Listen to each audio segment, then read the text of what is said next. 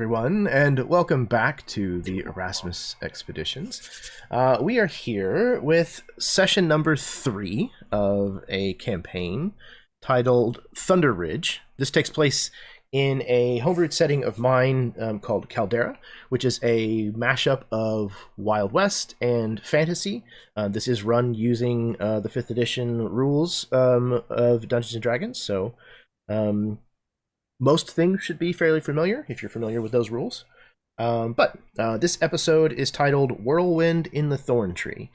I'm really excited to be getting back to this game. I really like this setting. I love the characters that we've already kind of grown accustomed to with this particular story. And looking forward to seeing what kind of shenanigans they're going to get up to this time around. But before we get started, I want to go ahead and give the same warning that I give at the beginning of all of my games, and that is if mature subject matter and bad language are things that are problems for you, then I don't know how you ended up here, but you need to get back on the bus and turn around. But if those things do not bother you, then welcome. Welcome, welcome, welcome. What else? I'm going to pass things over to my players so that they can introduce themselves, tell you where you may be able to find them on the internet, if that is the case, what they might have going on, if they want to plug anything, and then I think we're going to get started. So we're going to start with Chad. Hello, Internet. Hi. So you may have seen me around on numerous channels throughout the Tab universe. Also, I'm over on Roll Call RP. For the holidays, I kind of took a hiatus from that, but I'm hoping that we'll be able to nail down a date and get something going now that January is upon us and things are good. Let's see. Thursdays, I'm over at Mini Terrain Domain for kids on bikes. And then otherwise, I'm over here at Jeremy's channel, usually playing whatever Jeremy decides to cook up. Like, let's be honest, I'm usually around here just playing whatever. It's nice. I enjoy it. I'm really happy to be back with this crew. It feels like forever, but I also know it's only been like a month. So, guys, I missed you. I'm excited to do stuff with you. Let's get into just being... It's not a cowboy because I'm a bird. So I guess a bird boy? Yeah, I'm just gonna... It's going to be a bird boy. Cowbird? Yeah. I don't know. Whatever. Move on. Yeah, man. Super excited, as always, to have you back on the channel, Chad. Thank you. Love you, buddy. Love you too, brother. All right, speaking of love, next up is Nathan. Get him while he's got his glasses being cleaned. I never use lotion, okay? But working at Best Buy and breaking up all the styrofoam has dried out my hands so much I've had to start using lotion so my hands don't crack. And I made the mistake of like scratching my head and touching my glasses. So I'm trying desperately to get the lotion off my glasses. So it's like looking through like an old Red Shoe Diaries like film lens where everything is like got like this haze to it. Are we even playing D&D right now? I can't see anything. It puts the lotion on the skin. Puts the lotion on the or lens. its glasses. I guess that makes me a coyote. If you're a cowbird or whatever, I think that makes me a coyote. But yeah, you can find Just me making up words tonight, y'all. Great. You can find me Dimension 119 pretty much anywhere. That's all my socials. That's all my socials. I'm on Twitch, Dimension 119. That's where I do most of my gaming. We've got a Adventures in Middle Earth game that we're supposed to play every other Wednesday. Hopefully we can get back onto that now that the holidays are over, because we went like 2 months and only played 2 sessions due to holidays and different schedules and stuff. So I'm hoping we can get back into that every other Wednesday. That's a lot of fun. I do a variety of other video games on the nights that we're not playing Adventures in Middle Earth. I just finished up Alan Wake 2. Just a great, beautiful game. I hope we don't have to wait like 15 years for another one. I hope they make a sequel because they definitely set it up where we can have a third. So hopefully they'll work on that. So now I'm going to be jumping back into The Witcher 3 on the channel pretty soon. And then me and my buddy Dumpgraw are playing a campaign of Eco right now as co-streams on Twitch. Basically, it's a base building game and survival game. Your characters have to work together to advance technology and build a community in order to build up your technology far enough to stop a meteor that is heading for Earth and going to destroy Earth without using up all of Earth's resources or polluting the Earth so much so that it's uninhabitable. So you can actually save the planet from the meteor, but you can ruin the planet and make it uninhabitable by the end of it. It works in the time you've played the game. So we've got like 28 days and some odd hours of playtime left before the meteor hits. We're making decent progress, but it remains to be seen if we're going to ruin the world by trying to save the world. So far, so good. But we also haven't. We've made our first like kind of fueled machine. Last session we made a steam powered cart. That's our first kind of like mechanical device that doesn't work off of like windmills and water wheels and such. So we'll see how that goes. We'll see if we pollute the planet in eco or if we are actually able to save it. Yeah, man, that sounds awesome. One of my favorite games, tangentially related, and tangentially, I think that's the word. Anyways, one of my favorite board games is Terraforming Mars. I like that game a ton. It's a great board game. So that sounds like a lot of fun. Speaking of a lot of fun, next up is Todd. Hi, I'm Todd. I'm playing Elias Stock, and he's a gunslinger. Not on the socials. Yep. No worries. That's perfect. All right. Speaking of no worries. Next up is Glenn. Yep, I am Glenn. I'm on socials and stuff, but not for any reason other than like just because. So if you find me in the wild, Jeremy has promised to give you inspiration in a game, but you have to take like a picture or a screenshot. So the hunt is on if you wish it for that lovely inspiration point. Other than that, I am playing a Solomon. I'm not a Solomon. I'm playing Solomon Tume, a Fennec Fox wizard using the Kobold stats. So, as it turns out, it looks like then that using the naming convention, we've come to the conclusion that I am a Cox, a cowboy fox. So I will be a cock all night. And on that, we will pass it off to Chad, other Chad. So I'm going to skip over the very obvious segue here and just say the last, but certainly not least, member of our team is other Chad. I am the other Chad around these parts. If you haven't found AbTab, if you don't know what that means, it's absolute tabletop, and it can be found on various social platforms like Discord or Facebook and such. So if you're into this kind of stuff, or even just like watching this stuff, or maybe you could run your own things, you should check them out. And yeah, absolute tabletop, AbTab. That's where I got to meet some of these lovely individuals from.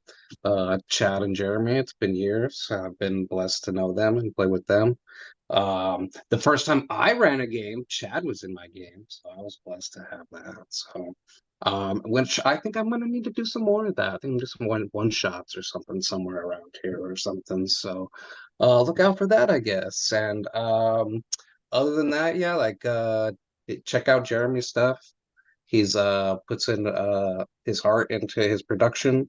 So like you see, like everything around you is all him, his time and his energy, and that's what makes it what it is. And then there's a bunch of stuff behind the scenes that he does with our like characters and stuff like that. So he just makes it like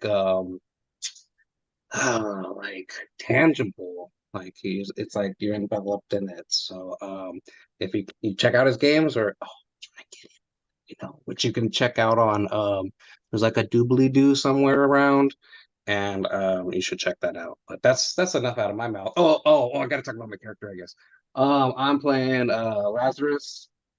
He's like Frankenstein's stuffed animal. It's like the Energizer Bunny, and he likes to tinker.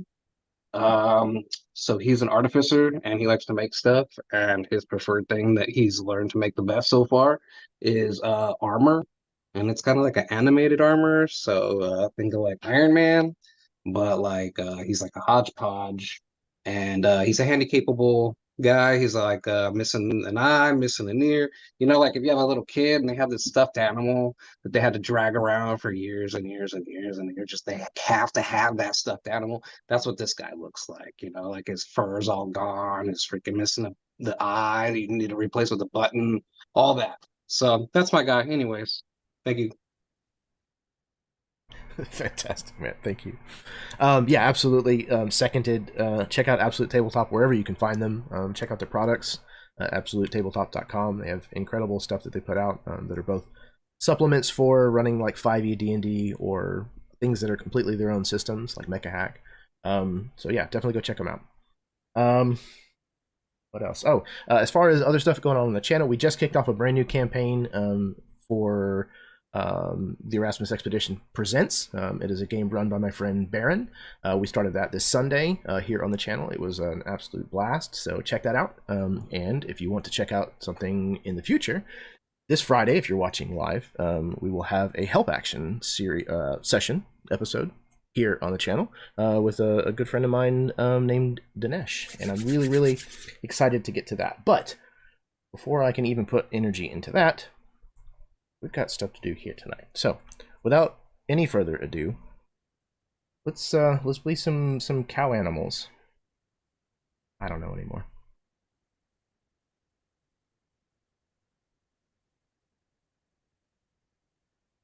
The only guarantee that any of us gets in this life is that at some point it comes to an end. Aside from a small handful, most of us are shit out of luck about the when, the where, and the how of it. Chances are, when the man in black does come for you, you ain't gonna be ready. And it don't matter how fast a draw you are or how much grit you got, it ends the same. You can kick and spit and whip around all you want, but when your time is up, you board that final train just like the rest of us, and you leave this old world behind. The only thing that matters then is the mark you left before you went boots up. We rejoin the five of you in the northern territory of the Caldera. Somewhere on the rim of what forms the Caldera itself is the town of Thunder Ridge. We can tell as we get closer to the town itself that winter has started to take hold here. Steam rises from the bodies of water, the creeks and the ponds that we come across. And there is a blanket of white that is draped over everything, even though the sun is at its zenith in the sky.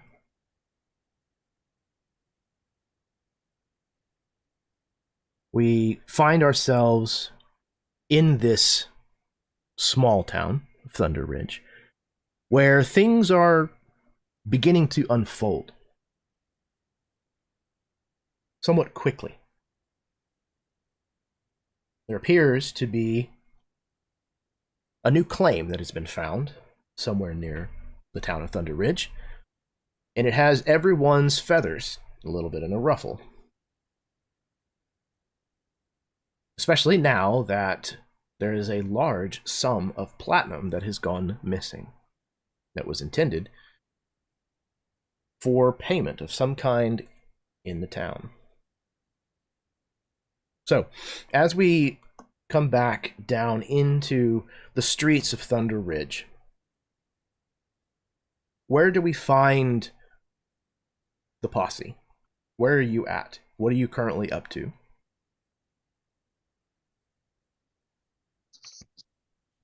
I think Virgil and I had just returned from a lovely discussion with the sheriff.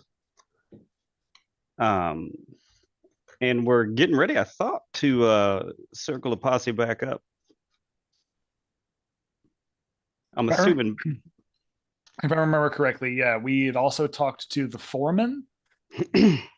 Oh yeah, we talked to the foreman in the bar. In the bar. He was busy. Yep, he had a day of work to start. Yep. So, I mean, I personally am, we have so many different lines where we could start heading to. I'm content to go wherever. Like on an out of character perspective, I'm content to go wherever. I think Virgil's rather, he is not content. It's almost like he wants to nest here. He wants to build something here, very much like Soul does want to build a community here, right? He wants to build something here, but he's also like very cagey because God forbid they slip up once and now all of us go down, right? So I think he's gonna slip back, I think, from his kind of pseudo leadership role and kind of look at the rest of you guys for guidance on what to do next.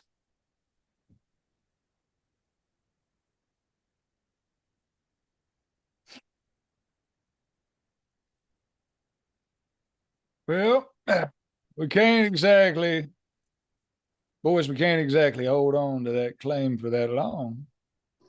The longer we hold that in our hands, the harder it gets. So, what do we think? Think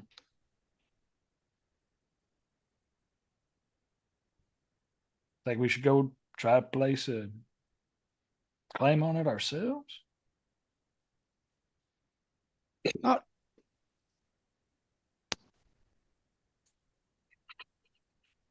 I mean, that money was probably going to go toward that. And so you said yourself, you want to make a space here, right? Well, I'm more interested in making sure that we can acquire whatever's there, not necessarily concerned with long-term establishment, but I think that it's going to take long enough that having a base of operations might be a preferable method. I do have a concern, though, that, well, to put it bluntly, I think that probably before we interrupted the town's newest visitor, we probably couldn't have rubbed 3 platinum together in this town. We start throwing around exactly what's been lost, tension's going to come our way. That's a fair point. So, So what are you guys thinking? Who do we visit next? Because we're going to have to ruffle some feathers sometime. We can't just sit on our laurels and do nothing. Well, I think that ensuring that the railroad doesn't get the claim is a positive. Ensuring that we can utilize our current fortune. We've had a serendipitous finding along the trail. We could would be beneficial. We could divide and conquer, try to take those 2 things on, stay out of sight for a while.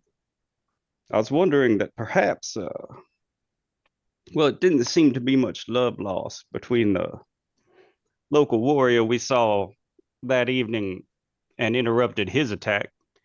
Perhaps they would be a willing business partner. Can't imagine they're interested at all in the railroad showing up.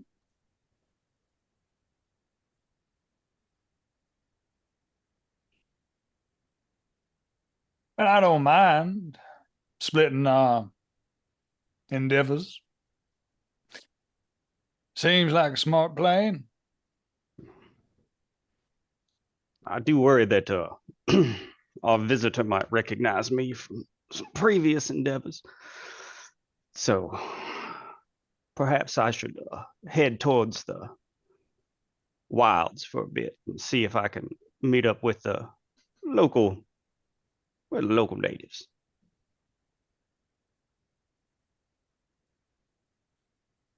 Oh, well. All right. Elias. Ducky. You with me then? Yeah, I come with you. All right. Dusty. How about you go with Soul? Well, now Good. Dusty has got quite the rapport with the loggers, if I remember correctly. Wasn't Oh, there that fine young lady that you shared a cup of coffee with? Yes, but the problem with that is I believe I may have the same issue as you, Soul. Our friend might recognize me as well. Hmm. As you know, I don't have exactly the best reputation with the railroad. True. Well, then, it sounds like a plan. Although, all right. if we are trying to alleviate ourselves of this platinum, the thought that we might have it, I could take some somewhere nearby and exchange it. I think that's the intent we're going to roll with, but I don't know about pulling all of it for sure. I think we take an influx of that nature to the local community would be bad no matter where it is. I think, might be disruptive. So perhaps we go grab out of character. What did we get again? Like it was a lot, right? Like Yeah, I believe it was like 2,000 GP worth. 500 platinum. 500 Yeah. platinum, which would be 5,000 gold. I Okay. believe that's what it About was. 1,000 gold. 1,000 gold apiece, basically. Checked my notes. But yeah, I think that's what it was. Okay. And if I remember mean- correctly, Virgil pulled out 100 originally, and then like split it amongst the 5 of us. And there's 400 buried back at the campsite. Well, I mean, 100 sounds like a good start. Perhaps we should go back to the campsite, pull 100, and go see if we can launder that out, so to speak. But keep a coin on you so that we have to run. We're better situated should we need to. Where are we meeting afterwards? Once we're done. Well, you know my preferred location. In the arms of a wonderful little desert flower. You're not Still don't see changing why you anytime keep saying soon. she's little, but You should see some of the other ladies I've been with. He is not lying.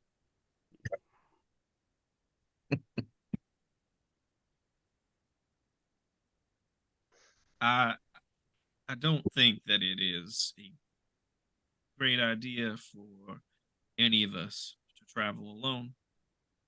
So if the 3 of you traveling together, I believe I will stick with Soul either way. Like old times. All right. That sounds fair. We'll get what we're doing and then head back here. If things get messy, stay up for a while until it gets calm. Then come back. Things get messy. Perhaps we meet up at the mission. Sounds good. So Just if we don't come back. Yeah, we don't see you in town, we'll assume you're there. All right. All right. So I guess we're gonna head to, just so I know kind of what the plan is. Mhm. Please. I think I know what the plan is, but I wanna I wanna clarify. It's gonna be me, Elias, and Lucky. Are we going to meet with the foreman? Like actually try to go meet with the foreman? Is that what the plan was? So there was the foreman, the Oh, we were gonna lady the who assessor? Were we gonna try to go meet the assessor? I thought it was there was the dwarf that you guys had talked to, right? Yeah, the lady dwarf. Yep. That was So there. I mean, I think it's for the three of you. It's whatever you're down for, right? There's the lady dwarf who was there. There's the foreman who just left for work. Who's probably we just talked to, right? Oh, yep. There's the shine business, but I think that's on the DL still. Like we haven't really gone looking for the shiner yet. And there's the new guy in town, as well as the sheriff potentially going to look at any of those, like at the crime scene, right? Those are the 5 things that are in flux, other than what Saul was saying for like, we shouldn't be spending platinum if they're missing platinum in this small town. So try to go see if the local, what is the name of the natives again? The indigenous people are the Dorathians. It's also the name of the once ancient kingdom that kind of took that comprised this whole Caldera territory. Assuming the Dorathians have no love lost for the modernization of their homeland, as it is from the railroad and whatnot, we thought they might be open to trading for things we could trade outright, or for gold, or set up a resistance. Oh wait, that's right. She was supposed to have a meeting with somebody, right? Did she have that meeting? Or was that going to be later in the day? Jeremy, correct me if I'm wrong. The sheriff was supposed to have a meeting with somebody. With the assessor. She was going to meet with him. Yes. Yeah, the assessor at the hotel. With the assessor at the hotel. Okay. Yeah, she hadn't and we had she hadn't met him yet. So we have the kid.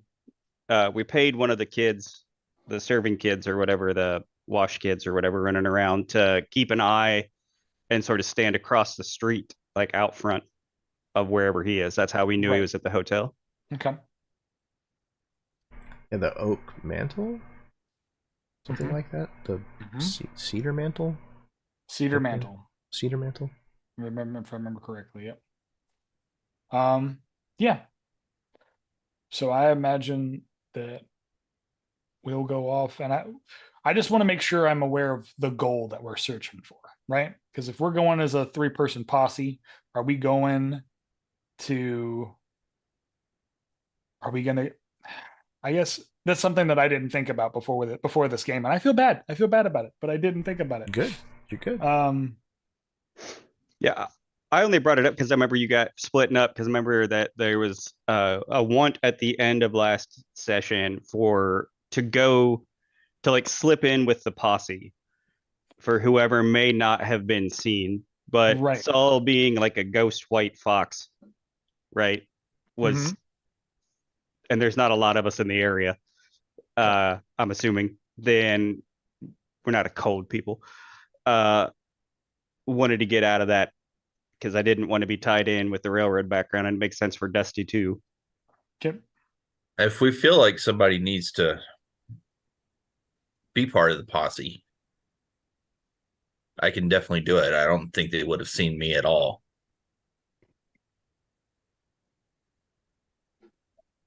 But I defer to you guys, and we can just keep on our... We can all leave town to the same spot too. We don't have to split up. Like, I just didn't want us to miss anything we wanted to do. No, you know what? I think that's a good start. Let's go see this fella. I think we should all go. Now that I'm thinking about it, there's a lot to do, but it's smart for us to stick together. So maybe we go see this fella, see what he has to say. while he was there? What are his motives? Can we get an ally out of it? And if that's the case, then maybe we come back to town. See what's happening then. Hopefully, we'll get some answers. That'll work then. We all should just head to the mission, pick up about a little bit of our ill-gotten gains, and, well, introduce ourselves. Very well.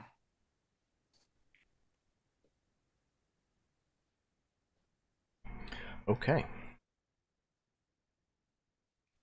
Sounds like the first stop is the old Castilian mission. Your headquarters. Okay. You gather up your horses and you ride back out to your hideout. Coming up on it, you can see that this much kind of further up the mountain, the snow here is quite a bit thicker.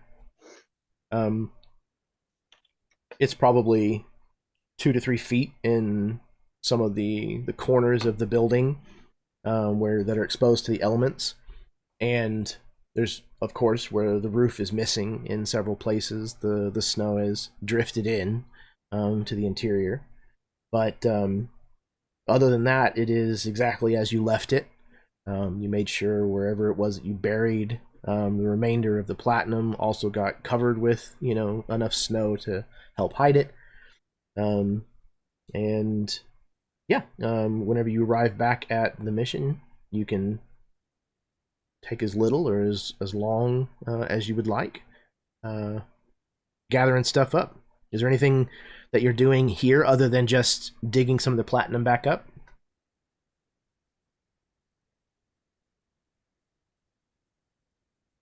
I don't think so. Nothing on my end. We'll need to take our time. I mean, there's definitely things that we want to do there and investigate, but that comes later. I think that safe below is definitely still on everyone's mind, but I think we don't know how to solve it yet. So we'll come back to it when we find an answer. And maybe this native will have answers that the locals will be able to give us that we don't have ourselves. I think the only thing that Dusty wants to do, while whoever's digging up the platinum is digging up the platinum, is he's going to go through and check our fortifications. He's going to check those couple of rifles he has stationed in the fountain and things like that, just to make sure that if what we're fixing to get into causes trouble, that we can come running here and be ready for it. Yeah, absolutely. And I imagine these are kinds of things that you have kind of built up and installed over days, and maybe even weeks, that this has been kind of established as your hideout, and everything still seems to be in order. Whatever fortifications that you've put in place, the extra weapons that you've kind of stashed, those are all still there. You've protected them from the weather and the elements as best you can, with whatever old horse blankets or planks of wood or whatever. And yeah, it doesn't take long. It's freshly buried, so the soil and stuff is still loose on top of it. So you can definitely haul that box back out. Did you keep it in the really interesting strong box? No? We set a trap on that, I think. That's right. It's the on strong the altar, box isn't is it? on the altar and was trapped. That's right. Y'all put a spell back in it. Okay. Yeah. Oh yeah, that Okay. was the shatter spell that I had. Mm-hmm. Because we have not long rested yet, right? No, this is still the same day.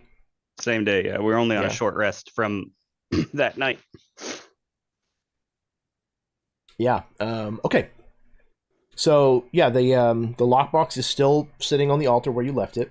So you managed to dig up whatever saddlebags or burlap sacks or whatever it is that you bury this stuff in. Yep, it would have been like a burlap bag with like a drawstring strap. Yep. Okay, perfect. Yeah, it's an old flour sack or something. Mhm. Okay, so how much are you taking out of it again? Just another 100. Okay, Don't so you've got wanna- 200 so- pulled from it total so far. Yep.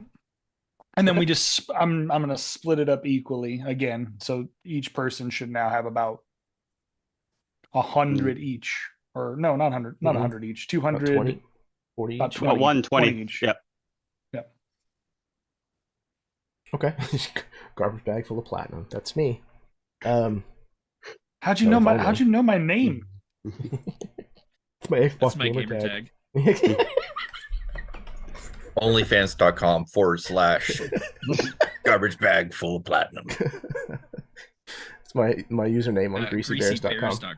GreasyBears.com, yeah. That's two. That's two, Jeremy. Get out of my brain. God damn it. All right, you yokels. So you've got 200 platinum, and the plan now is to head off and try to track down the same Dorathian brave that had attacked the stagecoach with you. That's Yep. who you're seeking out, right? Yep. Trying to find their, like, where the local Dorathian, like, village is. Okay. Assuming he came from that. Not looking for him, not trying to, like, hunt him out necessarily. I'm assuming that if we find one, we'll find the other. Within reason. So I would think that we would, although we didn't say it, have asked in the bar, right? Like where that would be at, general direction or whatnot, to head back that way. Okay. So yeah, the local Dorathian tribe is known as the Genghis. I'll put that in the chat. They are very much kind of the general attitude of like, don't fuck with us and we won't fuck with you. On the whole, seeing a brave of theirs openly attack a stagecoach was a little unusual this close to town, but it was also in the middle of the night, and obviously now you know that it was a pretty valuable target, so it is a little less surprising. But you are told that the only person that anybody in town knows that is associated with the local tribe is actually a dwarf who lives probably about a day, probably about 2 days outside of town. And this individual's name is... I'm confident that I wrote it down, because otherwise that would be silly. There it is. Bear with me, please.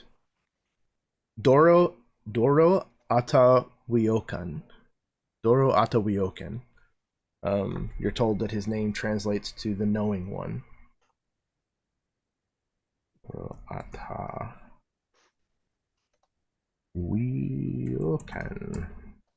There you go. And the impression that you get is that this dwarf doesn't necessarily live with the tribe, with the Genghis, but that he is either kind of like an honorary member of their tribe or something to that effect, and is kind of a little bit of a hermit, kind of lives on his own, a mountain man, if you will. And that's about the closest that you can get to any sort of directions from anybody in town.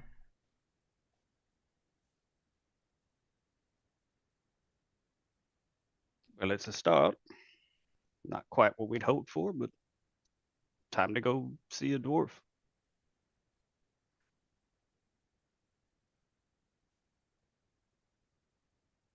All right. That's where you're Saddle headed up, after you boys. gather your platinum? Yep. All right. So you head out into the wilder parts of this area. kind of heading into the mountains, further than your hideout is located. And as you do so, the snow continues to deepen. It is definitely colder the further up on the mountain that you go, and you start realizing that it's definitely the kind of country that if something were to happen to you, you're an awful long way away from help. But you press on, and you eventually, on the second day, well, I guess I should ask, is there anything that you want to do on the trail for the remaining day or at camp that night?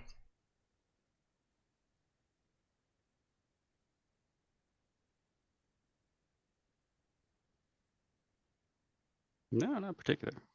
I think we're just. I don't have anything. Just ride. Okay.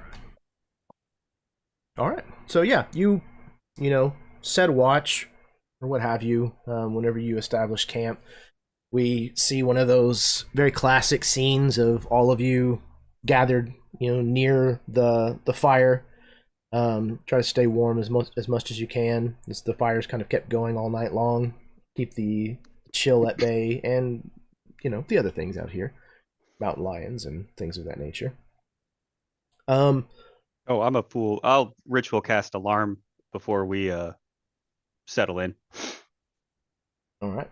Probably not a bad idea. Around the camp. Yeah. Yeah, and in that case, sis for Captain missed that. I'm gonna perch up maybe like 100 yards away and up in a tree. Okay. It'll be a cold night, but it's probably not the first time that Elias has done this. I don't imagine. So he probably has, an extra blanket or what have you. Keep him warm. So yeah, the night passes fairly uneventfully. You hear those same kinds of noises that you always hear when you're out in the wilds. You have your coffee in the morning, maybe some cornbread, some beans, something that was easy to pack and carry with you on the trail, especially without having to carry an additional animal to carry the supplies. And you break camp, roll up your bedrolls, and you're back on the trail the next day, early morning. About halfway through the day or so, you kind of come up over a rise, and you start down into the other side of the mountain, where it starts to slope away from you and towards another valley. And across the valley, kind of nestled near a creek on the shores of a lake, you can see the cabin that you have been kind of directed to, kind of pointed in the direction of. And you start to kind of make your way down there, and you can already see that there is smoke rising up out of the chimney.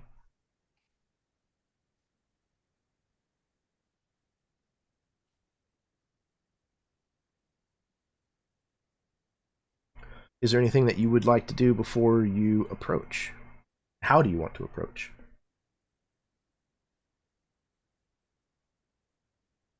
I would recommend that we do not take a stealthy approach.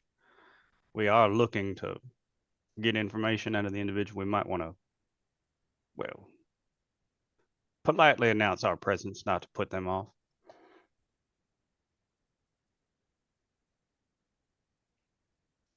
Yep. Well, the thing is, we could go in stealthily. And you're right, might spook them. But we go in too loud. He kind of looks down at it's a cabin for the most part? Yeah. Jeremy? Yep. Yeah, it looks like it was probably like the corner of some older ruins.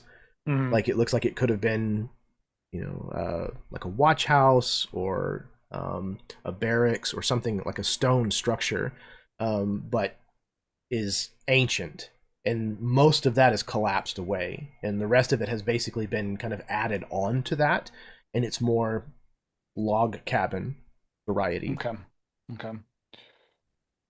We go into soft, he gets spooked. We go into loud, he thinks we're aggressive. I think we just ride up, So right? Not stay hidden, but hit the ridge line if there is one. Stay on it. Cast a shadow. Sort of ride up. just places like that. He kind of looks down at the cabin. If I were a feller who lived by himself out here in the woods, I'd be booby trapping my house too. So feel like we can't just walk up and knock on the door like any old feller. Yeah. And I think we'll just post up and then see if it draws the attention of the man inside.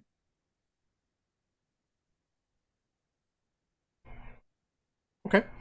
You kind of ride in maybe not the most efficient, path to get you to the cabin, but making sure that you give plenty of opportunity for whoever lives here to see you coming.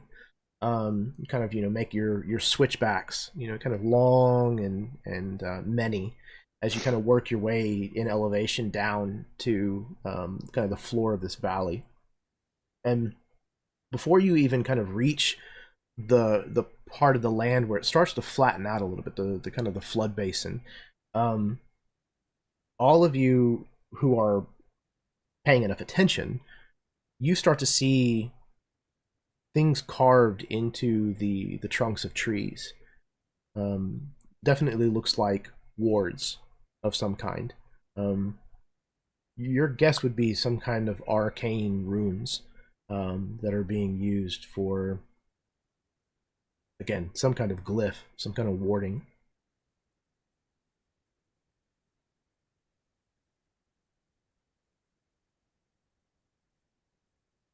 Try to do a Arcana, let me know. Yeah, absolutely. Give it a roll. Okay. Actually get dice on that one. Yay! See, we're playing D&D. 12, sadly. Not great. 12? Okay. 12. It's a 12. It's not the same but it's not entirely dissimilar to the spell that you used last night around the camp. It's the same type of school of magic. Very much kind of the same vibe that you're getting. These don't feel like they're offensive. Offensive in nature. Yeah, exactly. Well, we should be known. At this point, we can probably cut a more direct line.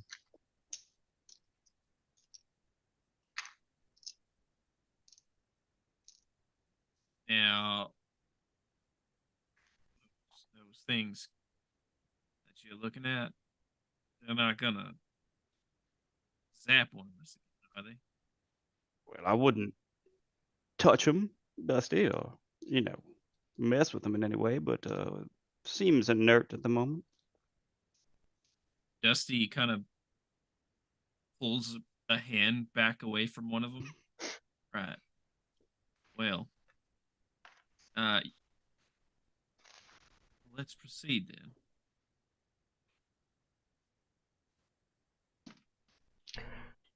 Everyone, if you would, please, give me a perception check. This is based on sight, if it matters. I know a lot of you have things with keen senses and whatnot that may or may not cue off of the particulars. All you fucking zoo animals. What are we doing? Perception. Perception check. Okay. That is a 5. 5, all right. Yeah. Well, It's hard to see through all the blankets. It's true. All right, another check. Got a Let's see 15. here. Todd got a 16. Ooh, okay. Even with that low number, I got a 17.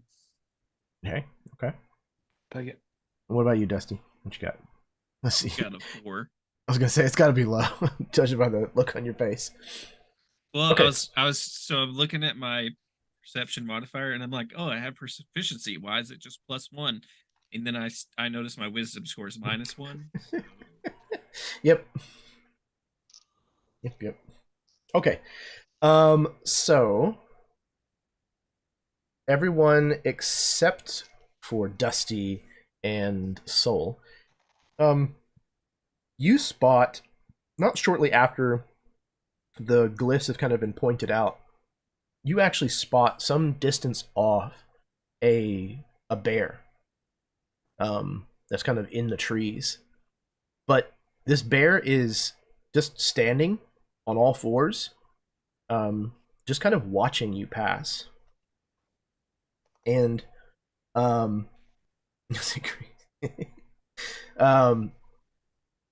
the two of you happen to notice that its eyes have kind of a bluish kind of glow to them.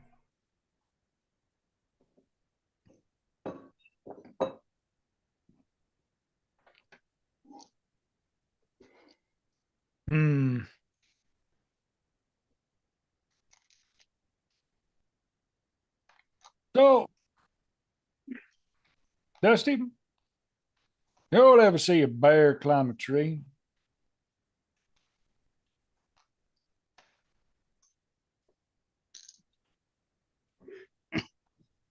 No?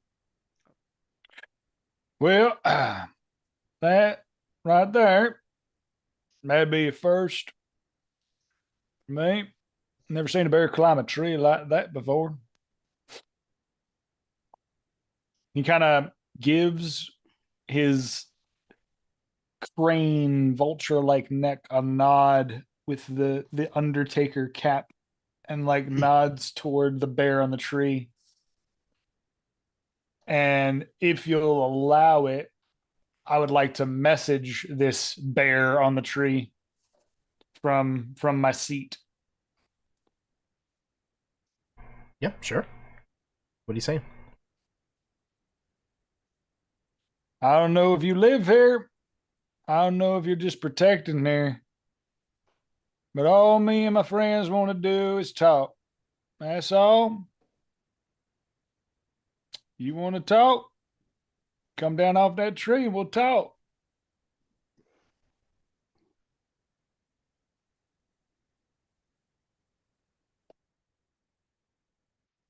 You hear, not in your head in response to the message like you might expect, but actually not far from you, kind of ahead of you and off to the side of the trail, you hear a voice that says, "And what do you wish to talk about?"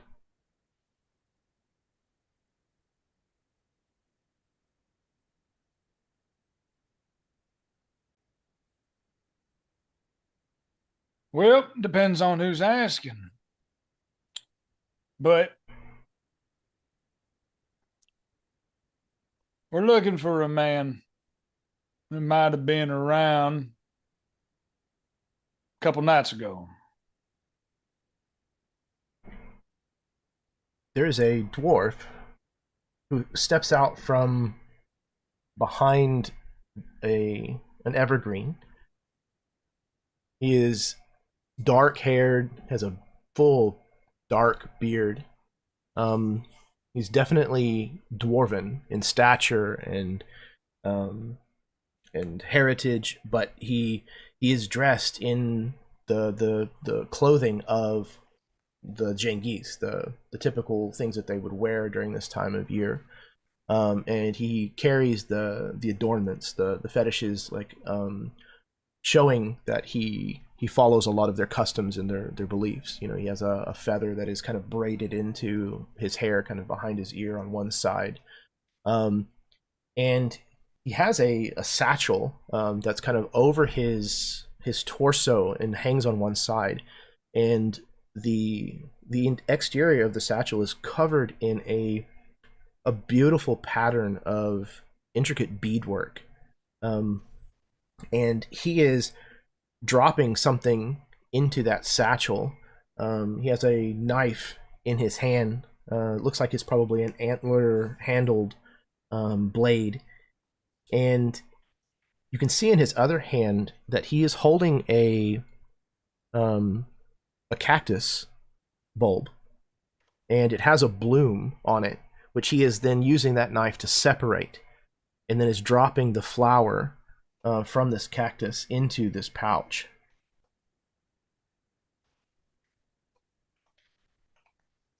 Well, I am the only one who lives anywhere in this area, but I don't remember meeting you before. Well, if I may, I don't think exactly we're looking for you, but we are looking for you. It's a bit convoluted, I apologize, but we've been, well, we're new to the area and thought we would make introductions to all the relative members and players in the region. Well, I guess it's a few evenings ago now, we were out on our nightly ride, getting familiar with the territories. We came across a local brave. Bit of spot of trouble. We were able to help them out with that trouble, but unable to meet up with them after. Without indicating the reason why, we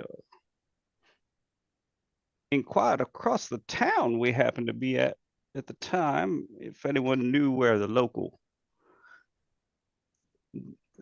Dithurian group would be. The Jangyuzi, I believe, is the way they pronounced it. Forgive us if we're butchering that. Everyone in town said there's only one person to talk to. Bit of a recluse, they said, but if you traveled 2 days, you might run into a dwarf. Name of Doro Atwakan, I think is how they said it. Forgive me again.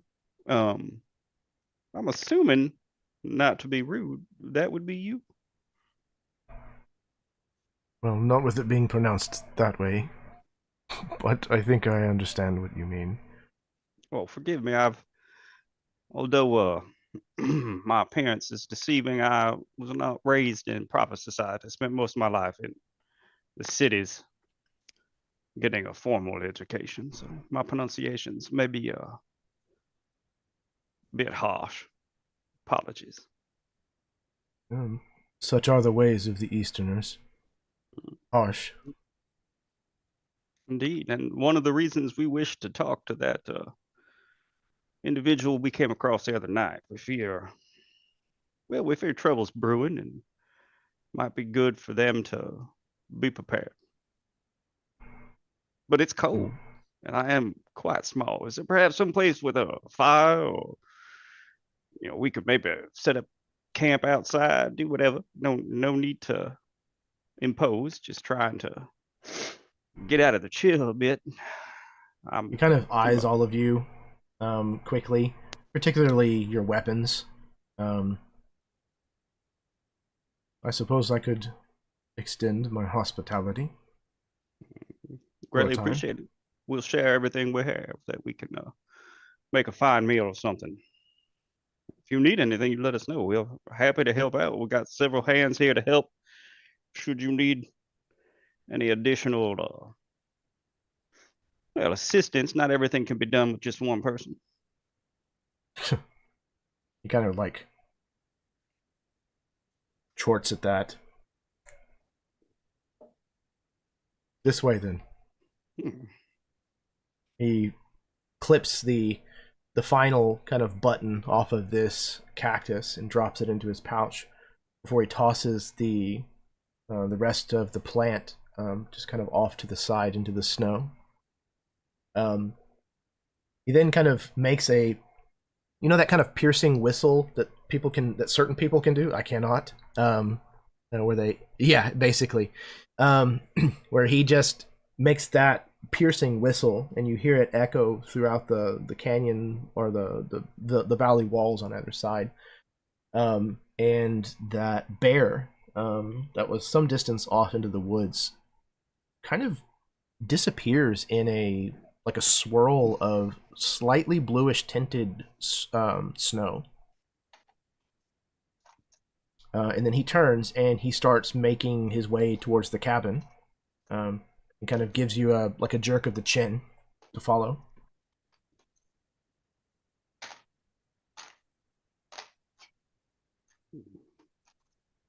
I think we'll follow.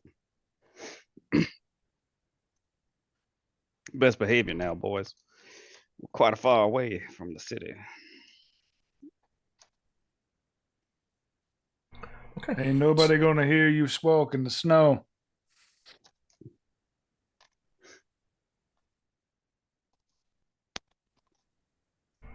So you follow the knowing one back to his cabin. He shows you where you can hitch your horses up for the time being. He keeps eyeing your weapons in particular, and you can certainly tell that they have him a little on edge. But at the same time, he never mentions it. He never says anything about it. Oh, Saul! If Saul sees that, he'll leave his behind. Because what good is that? Happy to leave mine on the horse.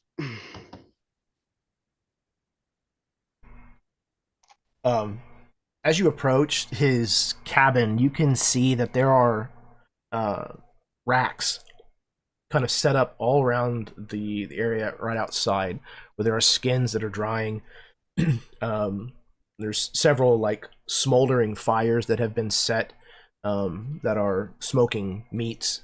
You can see a lot of jerky that's hung up. From your guess, it looks like probably largely venison, some fish, mostly small game, but there's no shortage of it at all. And when you mount up the porch and are able to head inside to the cabin proper, it's very much what you might expect from a mountain cabin that is occupied by a solitary individual. There's not a lot of places to sit. There's a lot that's crammed into this very small space, partially out of necessity because of the cold, but also because there's no one else to live here.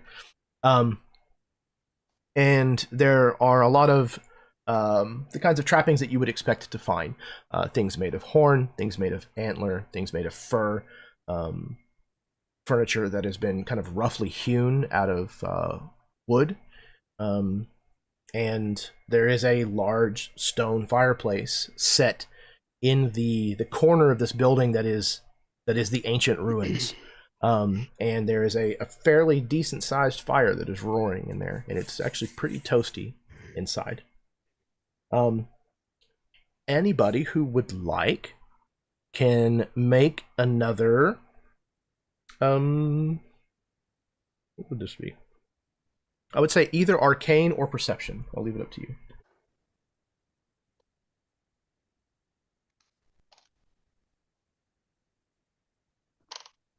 No, that's better.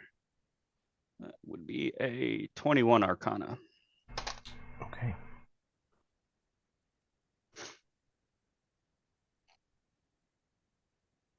Ooh. 21, a 20, and nat 20 for 21. Okay. Oh, the nat 20's you gotta give the nat 20. Gotta give the credit. Okay. So, Virgil and Soul both notice, but Dusty undoubtedly. You see more than one thing about this cabin. Oh, okay, here's what we're gonna do. So the three of you, those of you who passed your roll, I would like for you to describe to me something that you spot in this cabin that leads you to believe there are magical items here. Dusty, with your nat 20, I would like your description to be something that you know is itself magical.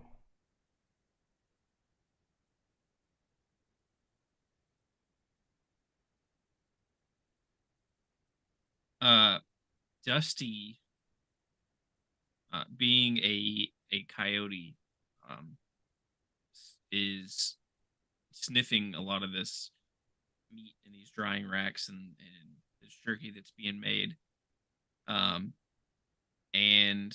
he sees an area of spices next to it. It's not a drying rack inside for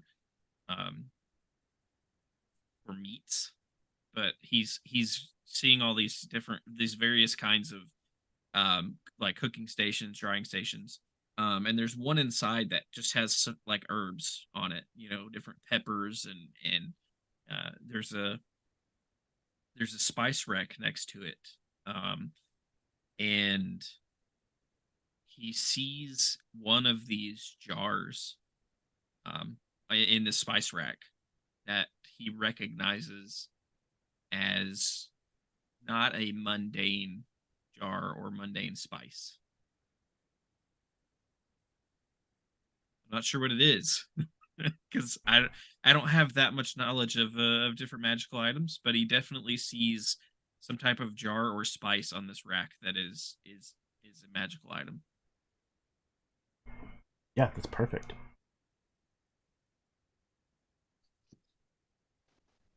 I think Chad? Saul, or Glenn? Oh, sorry. Yeah, I was gonna say Saul would be. It's more the feel. Like ever since seeing the wards, the druid, and then has been kind of on, just sort of opening himself up to it. So as walking in, my chest warms a bit, and the hair starts to stand across on me like a chill or like a goosebumps of sorts for a furred out creature on that one. I think that's about all I would probably get out of it. Okay, perfect. Bradley? Yeah, I will say I find it interesting that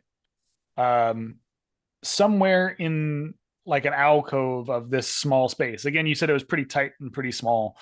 But I imagine that there is like a root that has grown out of the ground, whether that be by his doing or by just natural time over time. But it has formed itself at the apex of the roof of this building. It has kind of curled over and then begun to sort of form into almost like a weeping willow, but where the weeping willow branch would effectively like hang down into the room, where those willows would be, it has culminated into some form of a unhand woven, has to be done arcanely. It has formed into like almost an organic dream catcher of sorts, right? Like clearly can't be hand stitched or hand woven. It seems to have just organically formed, and it's sitting hanging over the edge in front of like the hearth of the fireplace that's there. This branch just sort of arcs over to the center point of the cabin, and then there's this dream catcher that just sits right above.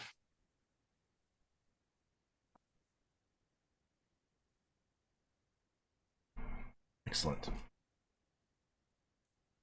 So you're led into this cabin, and the dwarf begins to kind of move about the space as if you weren't even here. Just kind of going about business. Moves over to a kettle that he fills with hot water, and or he fills with water and then places over that fire, kind of pulls the swinging arm kind of out, places this kettle on the end of it, and then pushes it back over the flames, and adds another log to the roaring fire. And he moves over to like a small table. It looks like he probably uses it for many different functions, and starts to empty out these cactus buttons, and then begins to like peel them with this knife and make them into like diced cubes, essentially. So you have come with questions. You want to find the Genghis. Well, I say we've come with information and questions, but yes, the Genghis, and in turn find you as well. Yeah. Well, forgive me, sir. Can we speak plainly? I would Be prefer. excellent. I don't know how to put too fine of a point on it, but it seems the local loggers have happened upon something that's caught the interest of the local railroad. Wellington's people are on their way. One's already in town. Seems like that individual ran into a spot of trouble the night before. Hence the reason we wish to reach out to our friend to let them know that individuals he encountered, one of them seemed to have survived, and is quite interested in what happened. We are not lovers of modernization or the Wellington Corporation in particular. Thought perhaps it'd be best for everyone if, all parties were well informed and well prepared.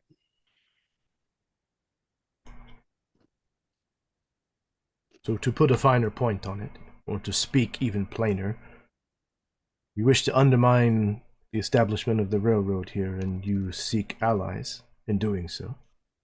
Yes. No, I think you've got the gist of it. I see. And you hope that the Genghis will provide you with these allies. Well, I mean, potentially. It's mutually beneficial. We seem to have also, found ourselves in a situation where perhaps having a partner to trade with or to help support them would be beneficial to us as well.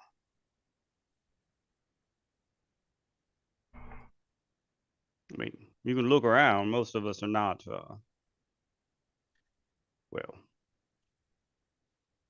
refined in taste and nature. Prefer more of the wild ways, despite our upbringing. And yet, he kind of pauses in like his work on these cactus buttons.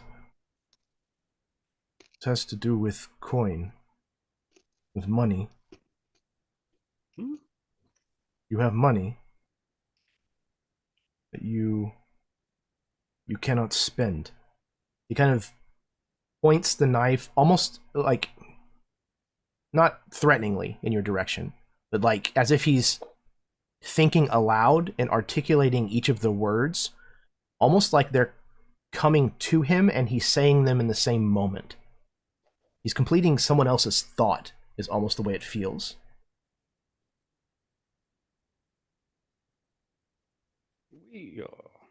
We are currently in possession of a coin that, should we use it in its current form or in quantities that we would like to, it would definitely draw attention and most likely the ire of certain railroad individual. Hence, there's a potential beneficial business association we could come to, but all that aside, primary focus is keeping the railroad out.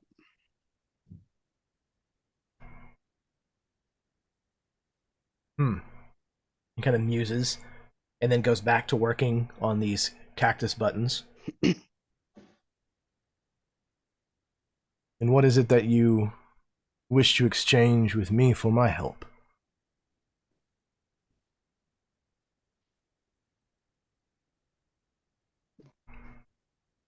I'm gonna message Virgil. Be like, what do you got? Doesn't seem like this is the kind of person's gonna want coin. Well, and then to the dwarf, we're open to, assist you in whatever way you may need. No offense intended by any stretch of imagination. You don't seem to be one who's, wrapped up in modernization and coin and material possessions. Seem to be self-sustaining off on your own, as doing quite well. Virgil will.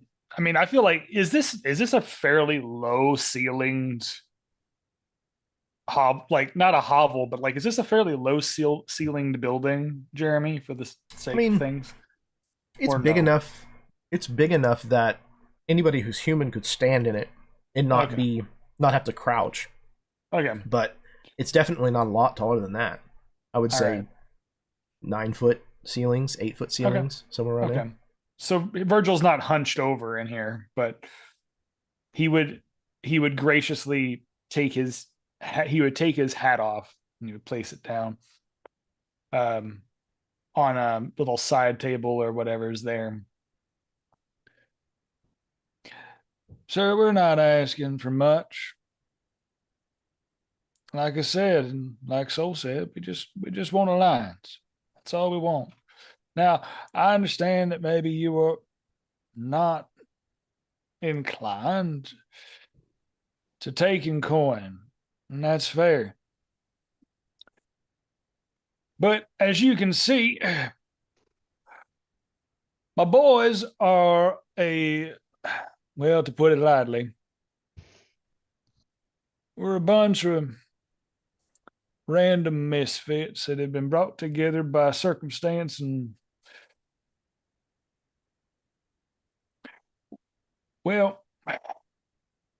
if we can be of any help or assistance to you and whatever gains you may wish to have, we will gladly be of assistance. There's got to be something that you're wanting, right? There's always something. The first Easterner that I met was a Castilian. This has been over 100 years now. That man also spoke of finding allies, of feeling himself a misfit.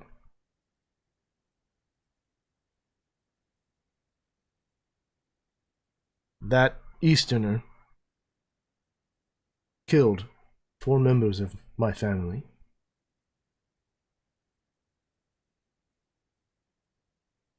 Just so that he could have a horse.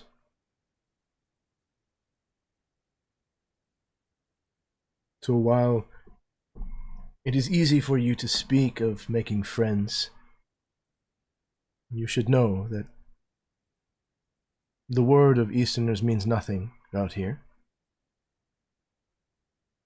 Your coin may not be what I'm interested in, but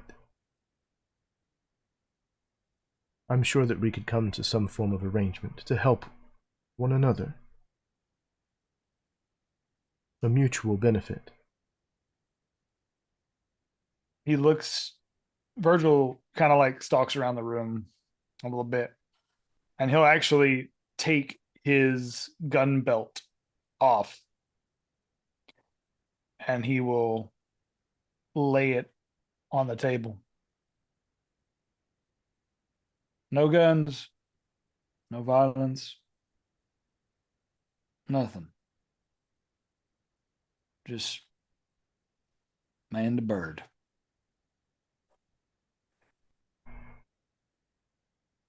what I would like to know, each one of you has at least, if I'm not mistaken, one magic item that you would carry with you. What are those items? Honestly, I forgot what I was. Same. I don't think we got.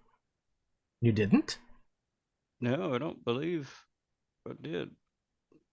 Or if we did, I think I wrote it down, but I didn't put it in the character sheet. Oh Did I make a no. boo-boo? Yeah, I don't remember. Arcane focus, clothes, common, crossbow, boat, dagger set.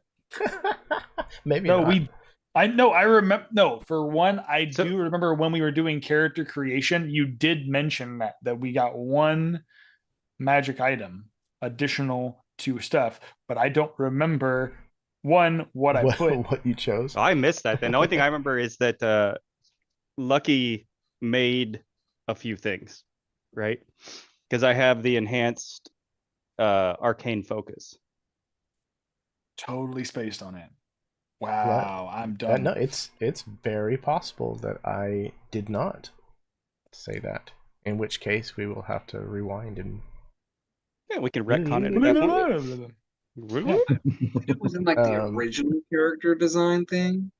It was like an uncommon magic item or something like that. I think so. And then I think when we posted it again, when we asked again, I don't think that part was in there. And I think a lot of it was spaced on. Hmm. Yeah. I definitely Okay. spaced on it. I don't have anything. Never mind then. Then we don't get it. Ha ha ha. Never mind. We'll have you do it right now. Ooh, pick He's like- yourself a magic In other item words, right now. He says He's like- nothing. No.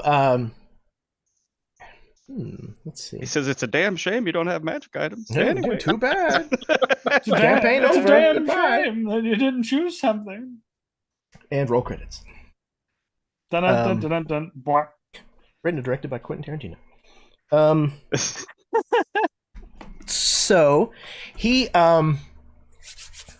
says, surely you have something else to offer aside from merely coin that I cannot spend. Services is how we tend to assist most we come across. We, as Virgil was saying, we have a eclectic group with some unique skill sets. He nods, and then he stops working on these cactus buttons, almost kind of like mid-slice, and he kind of sits a little bit straighter up, and he turns and he looks directly at you, Virgil. And he says, you answer to one who holds someone dear to me. You need to convince them to release this individual. Then we have a deal. That He should goes be back easy, to Virgil. working on the button. All you have to do is phone a friend, Virgil. That'd be easy. Or telegram, I should say. Okay. Now wait a minute.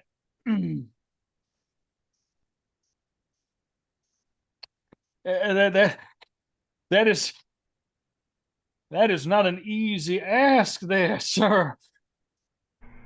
Nor is what you ask of me.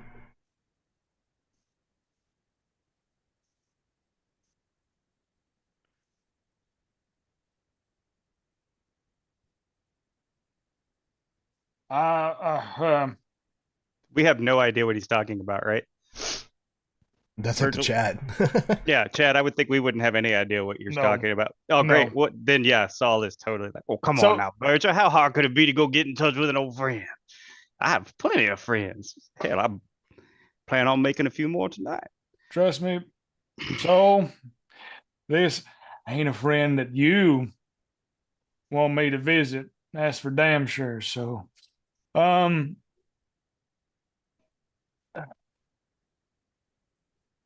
sir,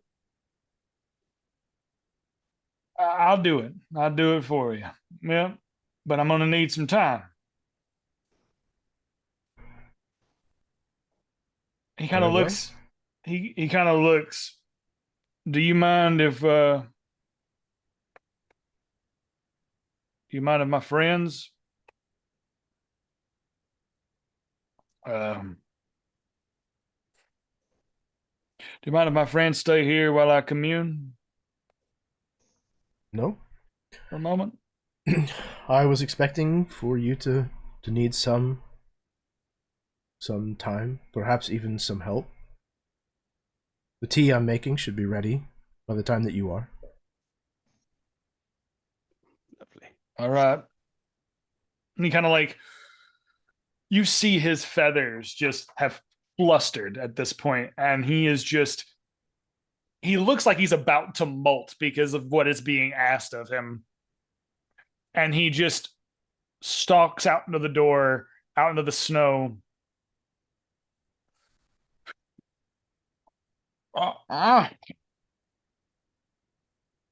Soul, getting me into things that I don't want to get into. Finding a damn man out here in the middle of nowhere, asking me to find. You know damn well that I don't want to ask you. You damn well I don't. I know what that means. You see him, if any of you go outside around, you see him literally talking to himself for a while, just pacing back and forth through the snows. But we need friends. We need allies. I need to do this. Need to. Even if I don't want to. Okay. Kind of like turns around, and then he realizes that whoever of the group is standing outside, like just watching him. Saul's definitely inside with we're gonna go by his for a short name for him, because I don't believe I can say that every time. Doro. Yeah, I'm totally just chatting it up with him, assuming that now we're best of friends, of course. You know, my mother, whom the Tume comes from, it's custom for us. Yeah, she keeps the old ways herself. Yeah, I do miss those kind of things. Love what you've done with the place. He's continuing to, add these buttons to the boiling water, steeping them and forming tea out of these peyote buttons. So, Jeremy, I think the only person that might have an inkling of what Virgil's going through is Elias. So if Elias is outside, or if Elias steps outside at any time during this waiting period, you just see Virgil kind of like losing it. I think that Dusty is outside as well. Mm-hmm. He didn't follow you outside. I don't think that Dusty is privy to what's happening right now. Mm-hmm. I think that he stepped outside at some point in the conversation. He has a hunting trophy that he keeps strapped to his horse, and I think that it is a skull of some kind. And he, seeing all these antlers and things made out of bone and everything, he thought, I'm gonna offer this prize thing that I hunted to this dwarf. So he's gone outside to get this off his horse. And I think at some point on his way back in is when Virgil comes out and kind of starts talking to himself. And Dusty just maybe slips behind a tree or like back against the barn, not hiding from Virgil, but he's not really sure what's happening. Why everything seemed to be going smooth and now feathers have literally been ruffled. So he's just kind of in the shadows, so to speak.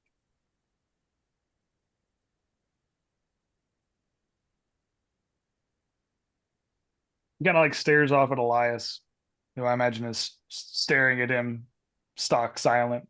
This little owl man staring at him. What do you want from me, Elias?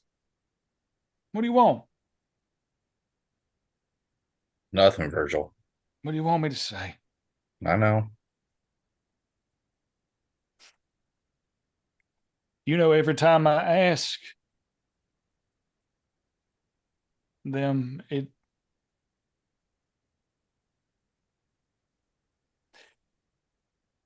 I didn't even want to get into this to begin with.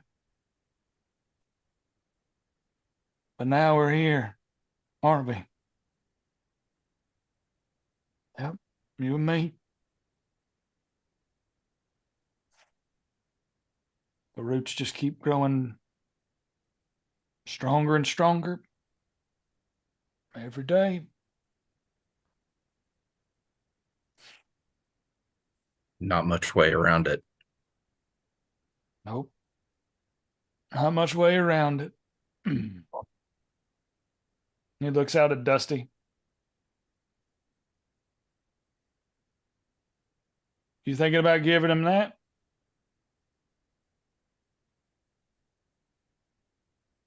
Well, I had considered it, but it seems as if fortunes have turned. Yeah, Did don't bother. something go awry?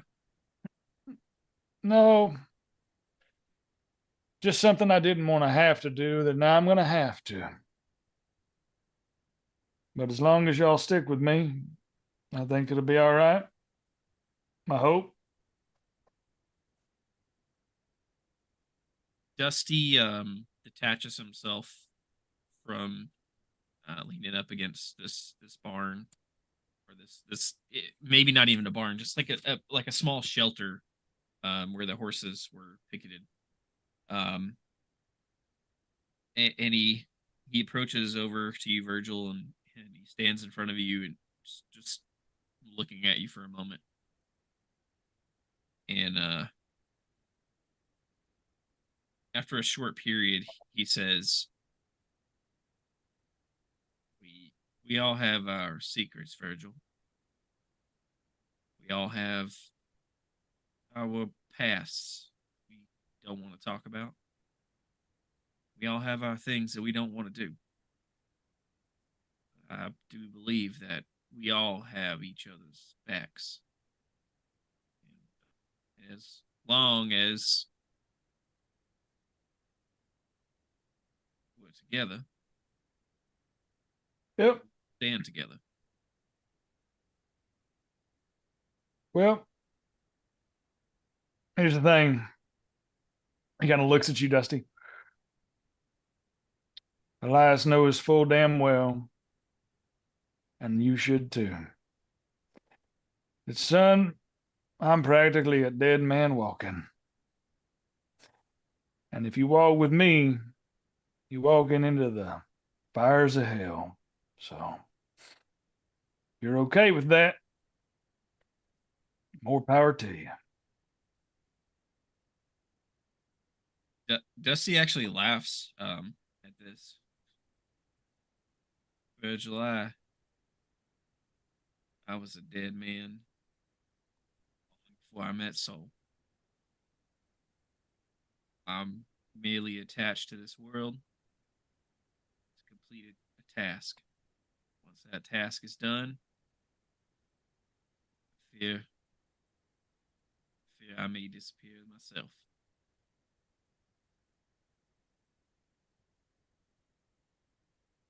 Very well. He kind of looks to Elias.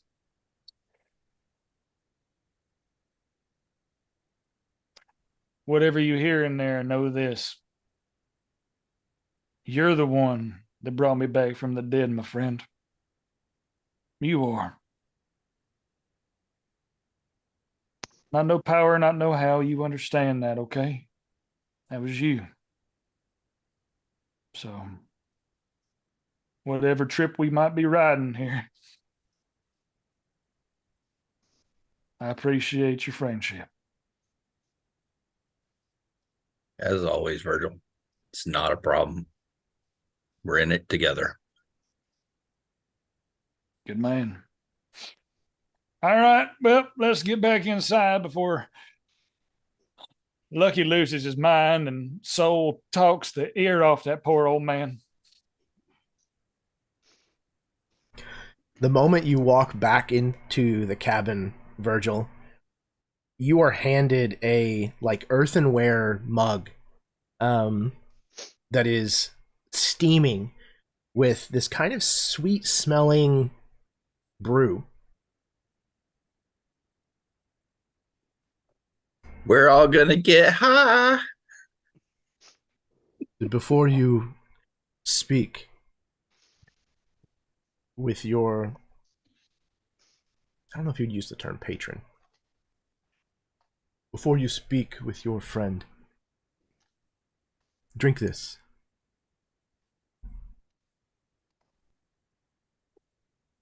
When you do finally commune tonight, under the stars,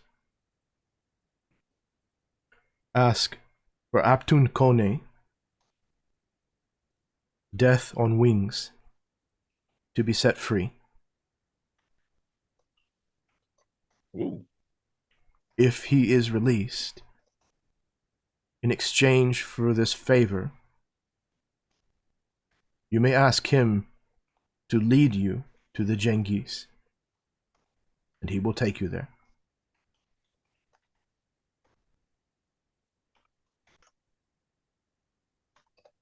He holds the cup in his hand.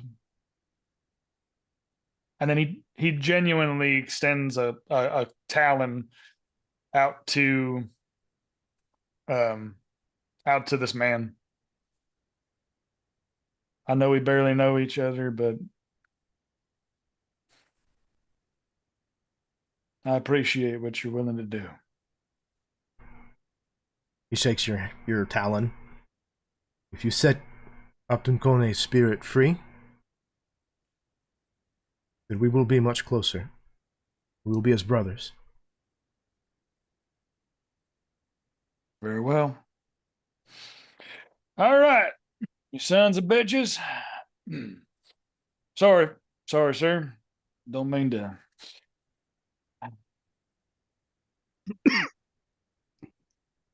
Y'all ready to ride into the bowels of hell?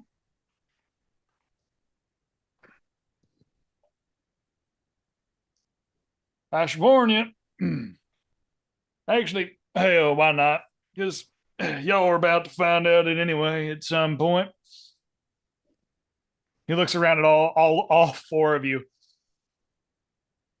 Any of y'all ever heard of the Gallow Tree before?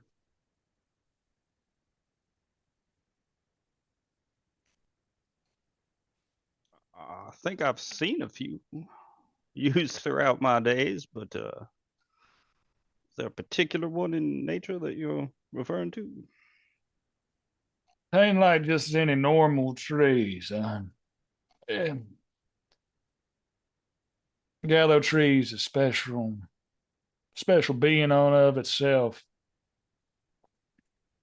So just be aware. It's a very delicate thorn we weave, my friend. I'm sure you'll be an excellent seamstress, Virgil. Here's to hell hoping so. Plus, I hear that hell is quite a bit warmer than where we're at now, and I believe Soul might welcome that. I welcome any change of scenery. All right. Well, on that note, he kind of smiles at you, so be prepared for some shit. And he downs the shot of whatever is in this. And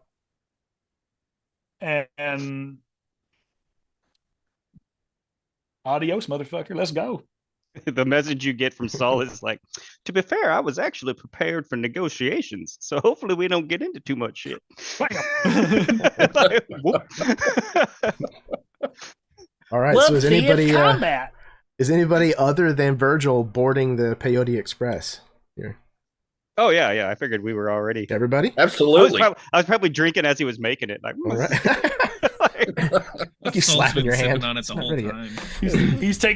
He's taking like sample sips. Like, well, you should add a little bit more of this. A little Oh, it's bit more of that." peyote. Oh, yes. No, I've had Oh, this before. hello. It's quite nice. All right. So I Putting think brown this is gonna sugar in be Make it taste a little better. Like, a little mint. Um, Man, now I want some absinthe. I thought you were saying, now I want some mushroom tea. some peyote. All right. I think this is where we're going to take our break, actually. We're going to go ahead and give about 10 minutes for the peyote kick in. And then we're going to come back and see where we happen to land. So, yeah. Let's do go it. to the bathroom, refill your drinks, kiss your spouse, smoke them if you got them, drink it if you have it, and sit tight because we will be right back with part 2 of session 3 of Thunder Ridge, Whirlwind in the Thorn Tree. Hell yeah.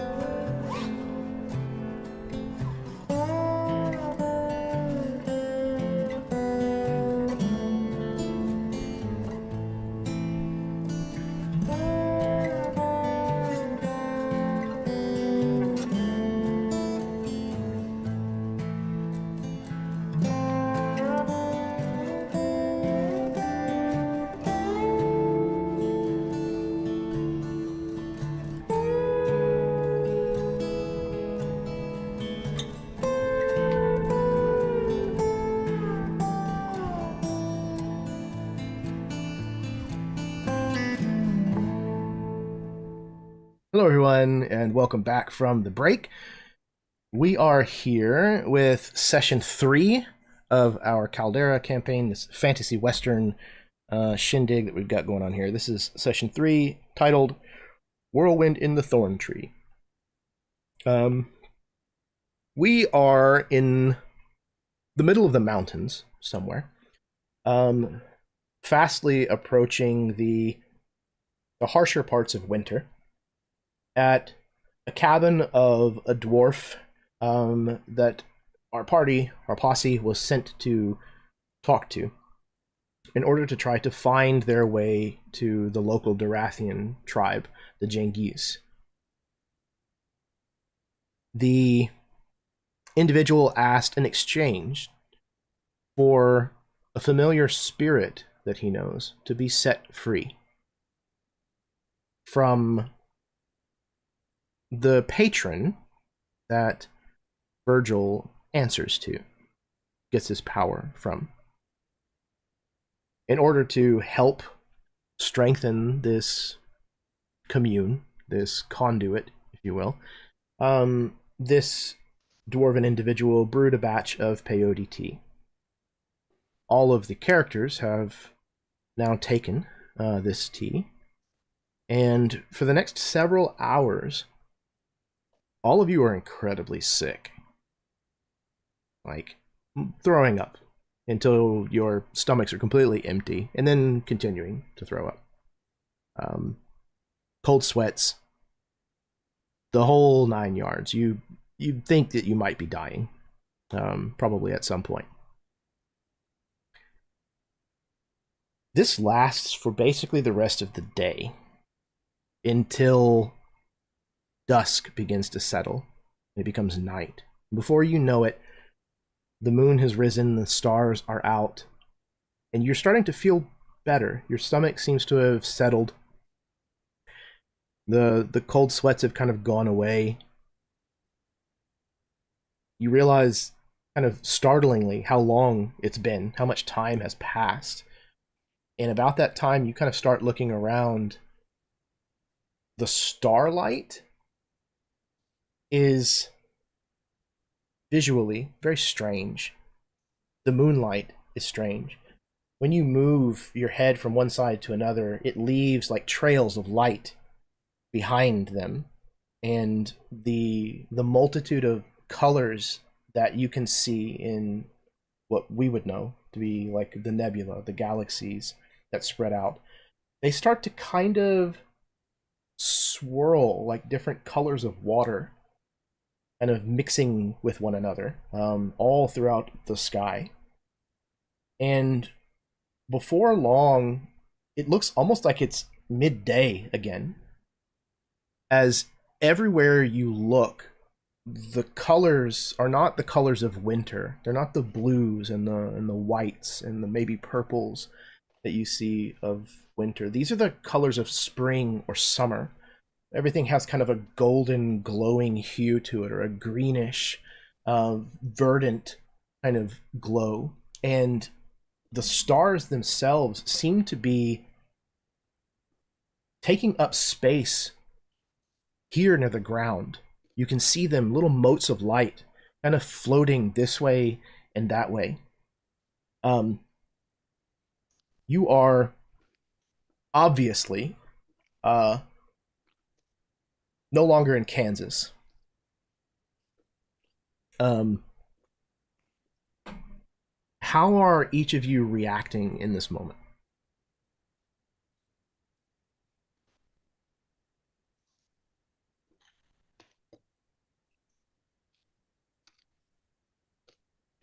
This is like sweating profusely.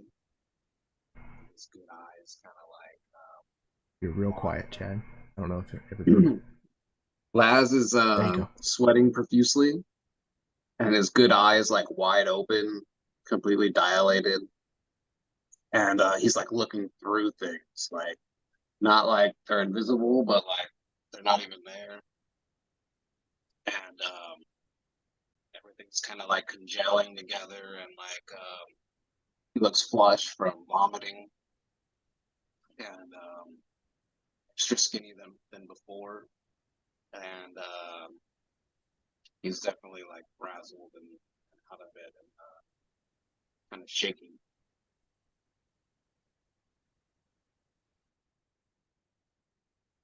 Let's say Saul's probably staring down, like preparing to prestidigitation away the sick and sweat and everything else from the whatever, but gets just a little too lost in it for a minute. You know, kind of hates restarting it over again, looking around to figure out how long he's been staring down before eventually cleaning off and looking up. Yeah. Oh, lovely.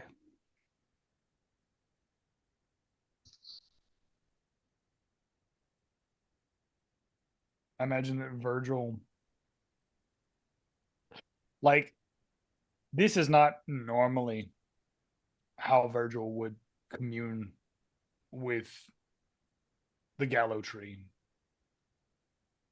But this ride that they all just went on, he if he wasn't molting before, he is now. Like, there's just like tufts of feathers, and his eyes are like hyper dilated. And he seems to have a little bit more coherence, I think, than of like where they are spatially. But it's still weird and wondrous. And he like looks to Soul, puts a hand on his shoulder. You all right there, little buddy? Oh, things are quite fine. Feel good. Yeah, Didn't before, but feel good now. yeah. It's kind of a real mess to start, but then after you do it, it's like a slow burn. Goes right on in. Now you just kind of coast along. Your friend's Like got a lovely place. Can't wait to meet him. like a lazy river. Yep. Yeah, well, I'm sure he's not. Sure, he's been waiting to meet you too. But on that note, make sure y'all are on your best behavior, because I don't know what they're gonna do. I haven't ever had to ask them for anything before.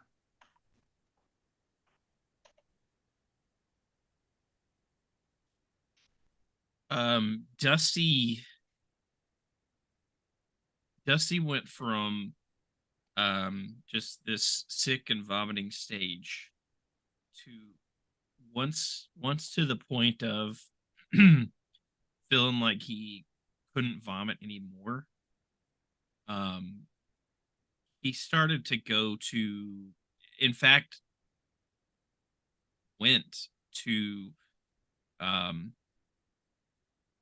that coyote place, that feral.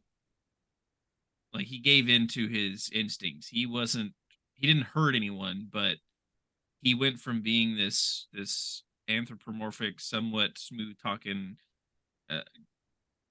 coyote type to a full blown all fours, howling up at whatever constellation or stars in the sky.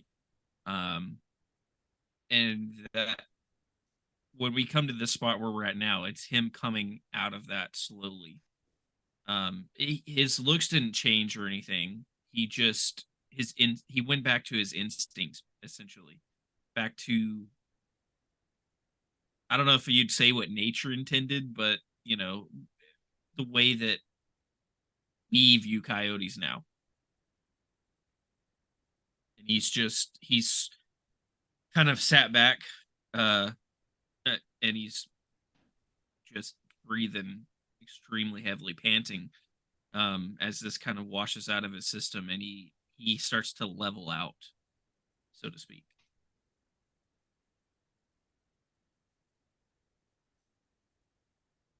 Dusty, how you doing?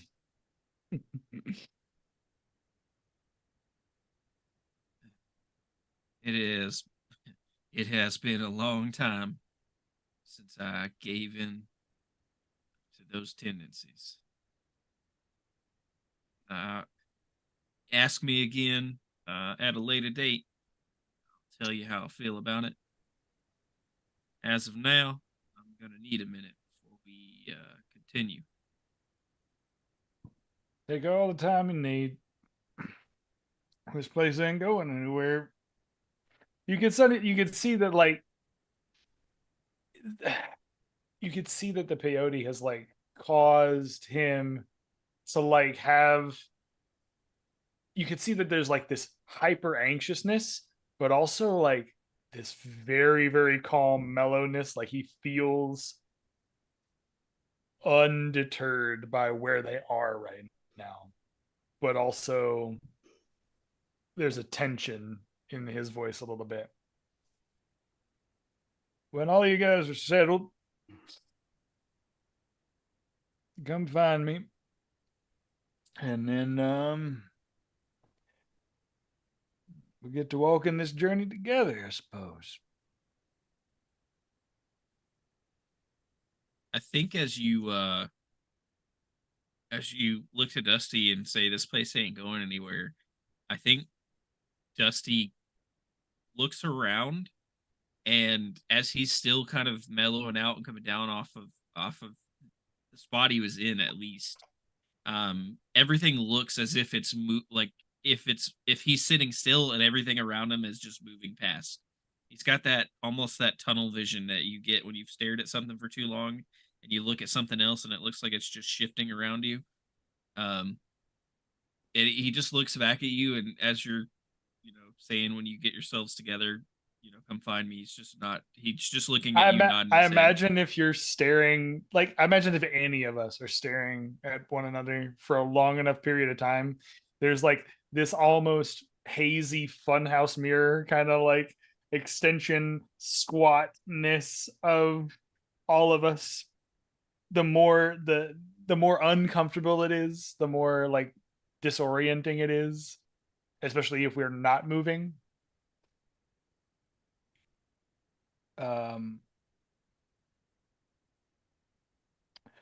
Well, what you're all about to see, something that I do not share with a great many people. Hell, I don't even think I've ever done this before. At least not taking some sort of a field trip out to the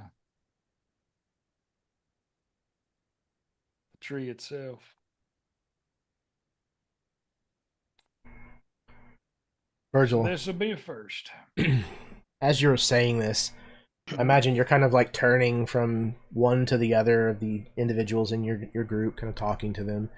And you realize that the building behind whoever it is that you're currently addressing, the cabin, has changed. That one corner that was made out of kind of like the old ruined stonework has expanded. The rest of the building has faded into like a shadowy, inky darkness. But you've watched these little motes of light land one after the other and form effectively a constellation that is in the shape of a larger building. And as you have been looking at this and kind of puzzling out what is going on, that building has filled with architectural detail and has completed itself. And you can see now the building as it was before it was just this ruined corner. This is centuries ago at this point. This is ancient Darath that you are now seeing. And you notice that this is not the only building it's at like a little bit of a weird angle, but it extends down on both sides, and you realize you're kind of on a street out in front of a building.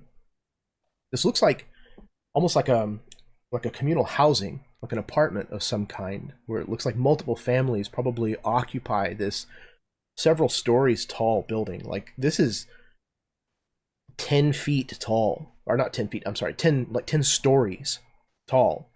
So this is like the kinds of buildings that they are only just now building in the East.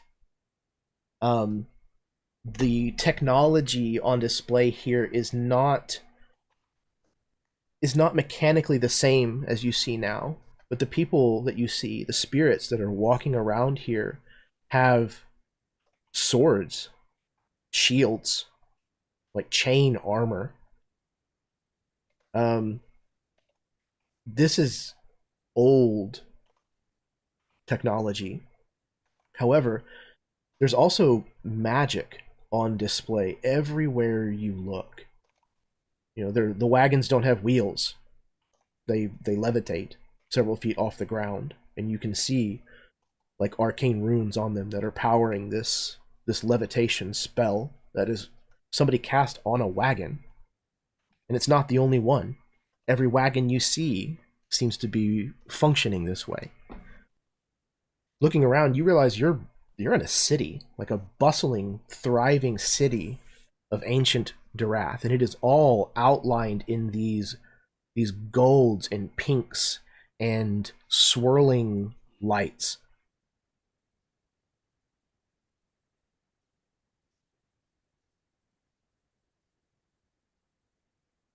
Okay.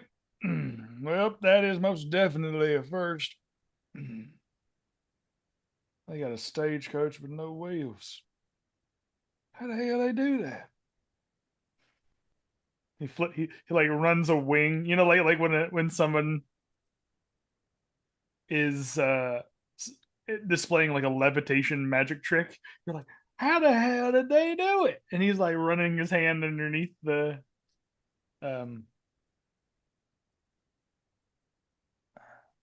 Yeah, when you reach out to touch it, your hand passes through it. It is as if it is made purely of spirit energy. You are seeing the ghosts of these things that no longer exist. Is Virgil the only one who sees it, or do we all see this now? You all see this. Oh yeah, Saul would be losing his shit a little bit then from this one.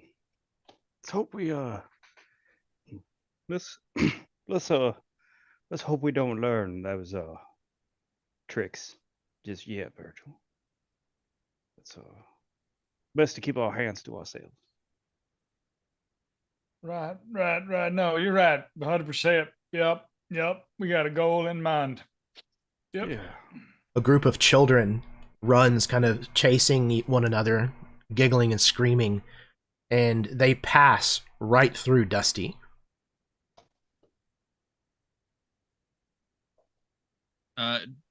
Dusty Dusty's just standing up from recovering at this point when that happens.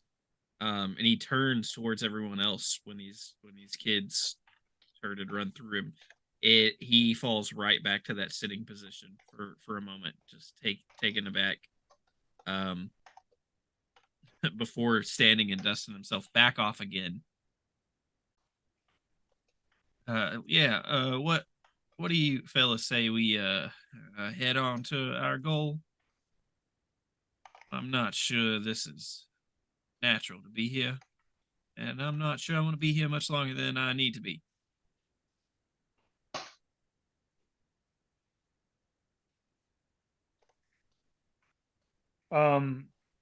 Jeremy, I'm looking around this cityscape now.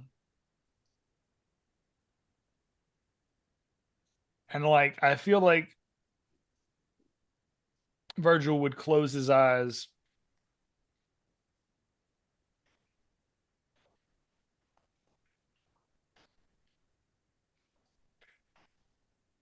if you're here. I'm here to talk. You just got to point the way. That's all.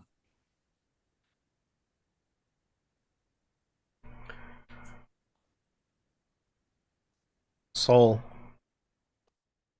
at one point, you mentioned being quite taken with what was going on around you. One of the particular doorways that you decide to look in, or alleyways that you look down, you see a really strange scene. You see down the walls of this alleyway that you're looking down, and at some point they stop being the straight walls of these buildings, and they become a little bit more roughly hewn, kind of cavernous. And at the end, you see a scene that is fairly familiar to you. There's a lot of carnage, a lot of pain associated with this memory. And there's several individuals who are lying dead and strewn about the area. And you see these spirit forms of their corpses sit up, and in unison they all look towards you, their eyes small pinpricks of light.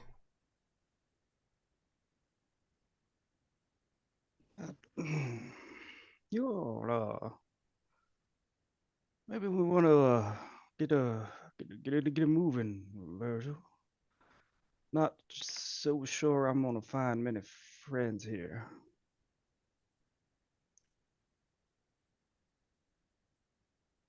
As Saul's starting to like visually shake a little bit, like he'll see his paws dip back into his robes, kind of into the sleeves, so that you don't see the hands kind of start to shake around, and he'll be pushing us sort of away from that alleyway while still keeping an eye sort of over my shoulder, and head down.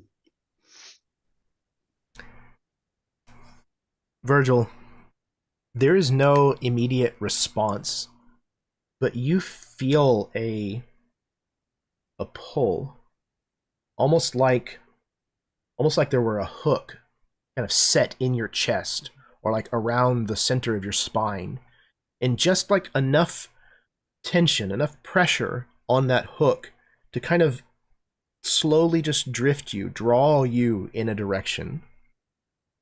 And as you start to kind of lead everyone in that direction, if in fact that is what you're going to do, what I would like is for each one of you to describe something that you see in this spirit plane that is either of the ancient Dorathian variety, or something from your character's past that might be haunting them, someone that might be haunting them. Dusty keeps seeing this figure flit between alleyways and buildings and windows. And at first he doesn't think anything of it, but the farther they progress on, he notices it's the same figure, and because he notices it's the same dress he keeps seeing like flow by, and slowly and surely he starts to recognize it. And Soul may be the only one to recognize the look on Dusty's face that he gets when he thinks back about his wife and what happened. I don't know if Soul realizes, but Dusty is seeing his wife. Eventually catches a full glimpse of her looking down an alleyway at him, and Dusty starts to stumble forward and hand out before this visage is just gone again.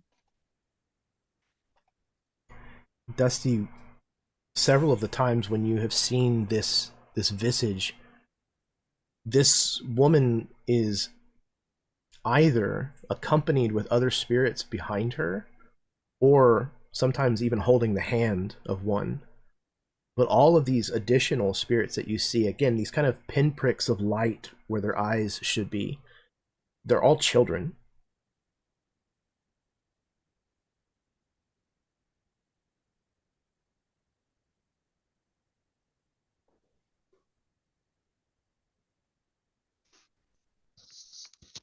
I think anybody that looks too dusty at this point will just see just tears rolling down the fur and clumping up in the fur around his eyes.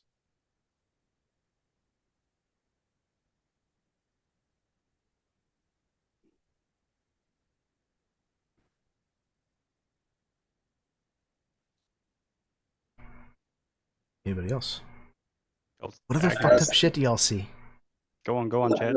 It's, all the same things, the buildings, the people, everything, but then one by one they start catching on fire and falling apart, and there's screams, and it's a horrific sight, a cataclysmic sight. And he goes to put his hands over his face so he doesn't have to see it, but he has no paws. And he looks down and he has his no paws that he doesn't have. And then when he looks up, he sees who does have his paws. And there's a turtle with a grin menacing with the flames reflecting in his eyes, and he's just laughing at it.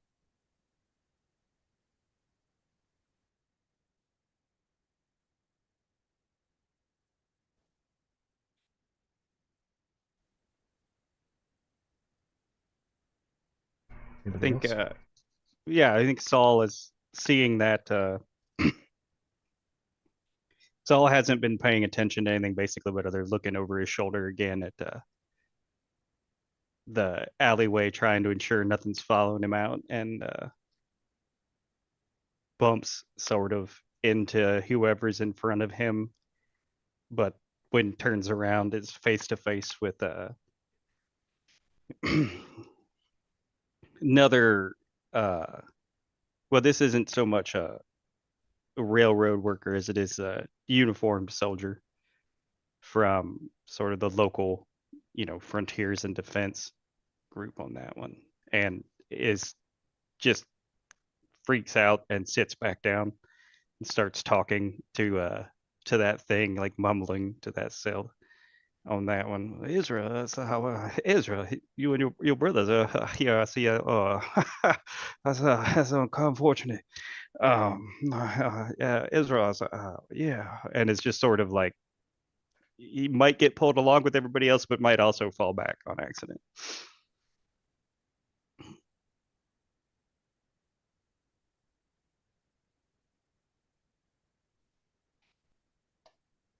I think that Virgil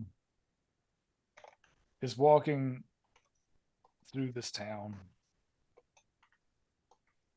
and there are two faces that follow him. There is this lovely, so there's two faces that follow him. One is this almost jet black, I won't say it looks like a vulture, but has more of a heron level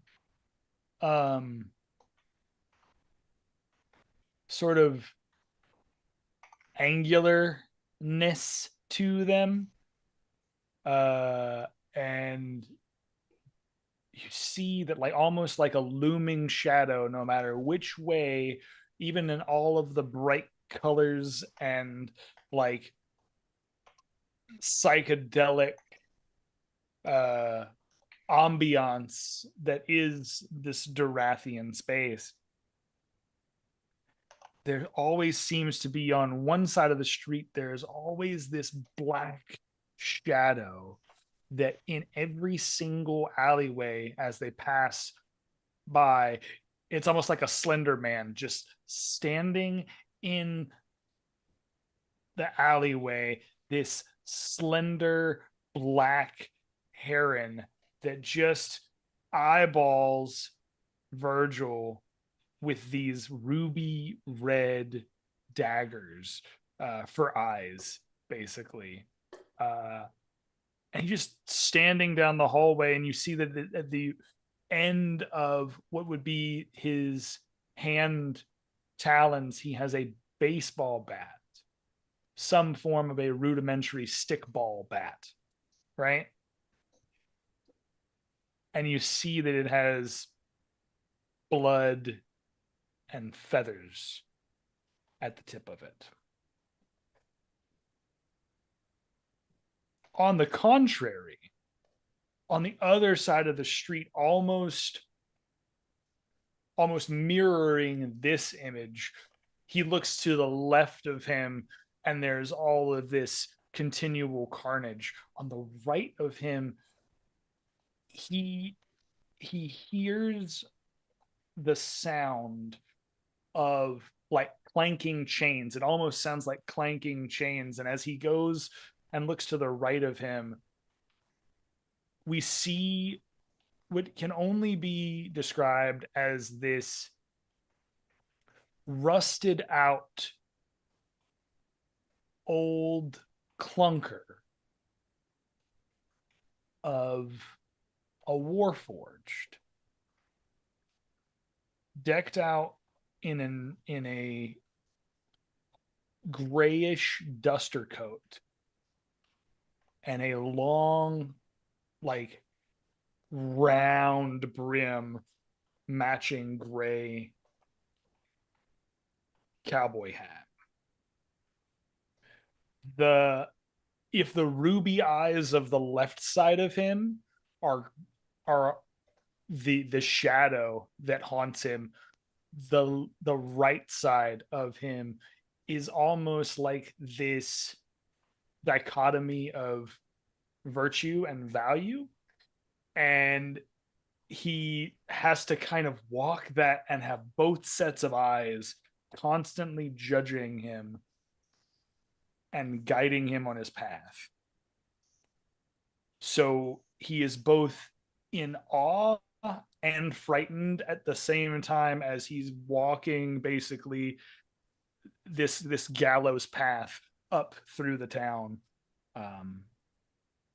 No matter where he turns, this shadow and the clanking of chains, the clanking of this automaton follows him no matter where he moves in the town.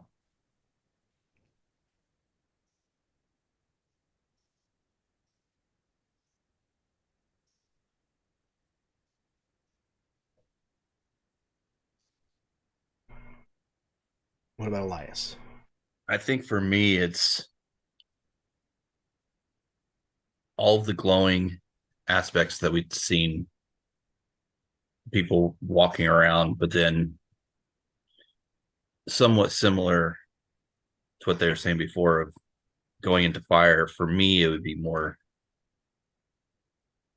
kind of melting away, not fully, but to bone, and getting more gaunt skeletons start walking kind of thing, like parts of the flesh go away, and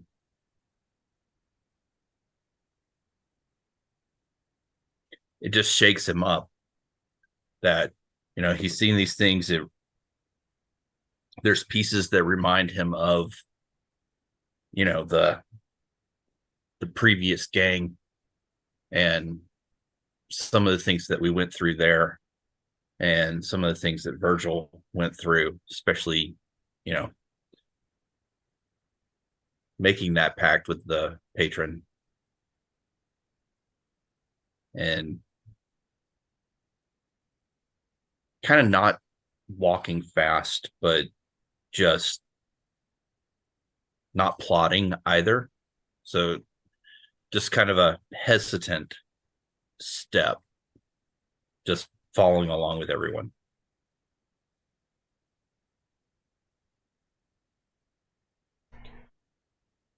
The five of you continue to follow this kind of pull, this hook that seems to be attached, that Virgil is following, almost more out of instinct than anything else. And around you, the city has continued to shift and change from these little motes of light forming constellations and then building into architecture, to all of these scenes of horror or trauma that have touched your life at some point. This kind of always fluid, kind of melding from one thing to another, almost like trying to grasp a thought about a dream just in the moments after you've woken up. It's fleeting. It's never permanent.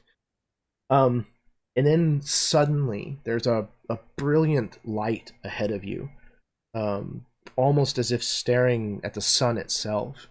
And this golden light continues to increase in size and intensity until all of a sudden you realize that this mode of light has sent out like what we would look at as like lens flares, these kind of flashes of light that you realize are not just mere aspects of seeing light through a lens or something like that. It is physical beams of light, almost like a saw blade, sent out at different angles and different sizes, and these form these kind of slashing cuts, as if, again, a saw blade had just been thrown like a discus, just through this city and through these people, through this entire place, this entire world, one after the other.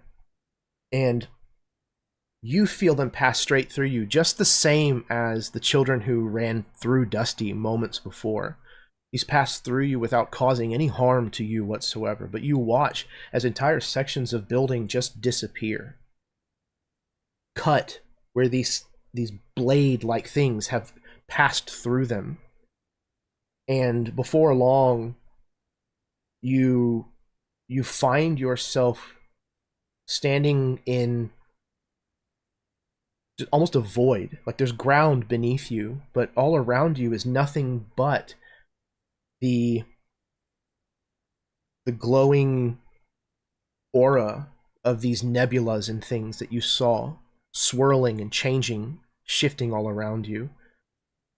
And ahead of you, where that beam of light seemed to originate from, there is a tree on the top of a hill, gnarled, twisted, and dark.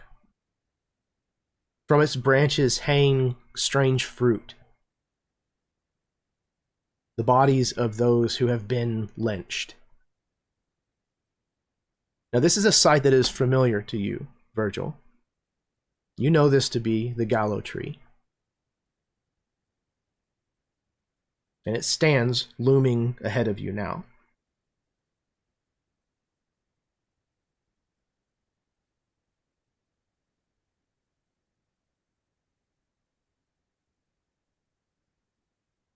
I think as we head up, so you said earlier that you were kind of like lost in the moment and kind of just like walking ahead, but not really paying attention. And I think in the moment when we get there, you see that Virgil holds a wing out in front of you. And like, and like tucks you back behind. Yeah, no resistance there, but Saul's just like, okay, yeah. You're listen. And he looks directly at you. I think you and I both know that at some point your time will come. Oh, yes. I think I know that at some point we all face something like this, but I wasn't quite expecting it today, and I wasn't quite expecting to see familiar faces. Which is why, if you're smart, you'll lay low. consider myself quite intelligent as he tucks back in to the center of the group. One day, but not now.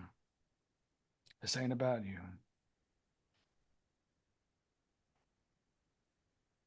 And then he'll begin to walk. He'll begin to walk forward.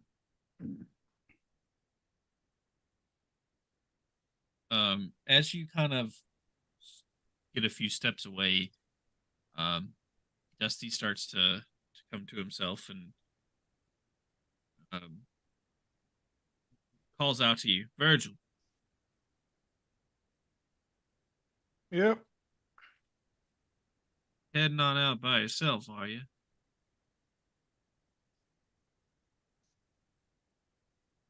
He stops and he turns.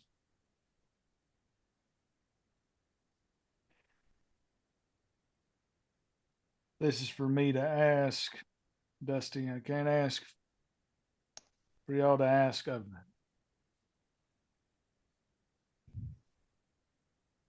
Fair enough. You go on and do what you gotta do, but just know if you need us, all you gotta do is squawk and we'll come running.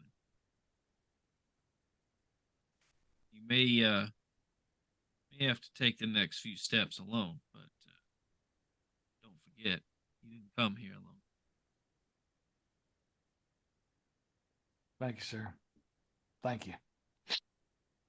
And he will take the hat off and he'll place it to his chest and begin walking up what I can only imagine is like the way that I see it is like at some point the roots, the way it looks from our perspective is that we're walking up this little slowly inclining space, but then that turns into stairs that are woven into the actual roots of the branches. And so he gets to a certain point where part of the branch becomes almost like a little observatory, a little platform before the great gallows tree. He stands there, hat in hand.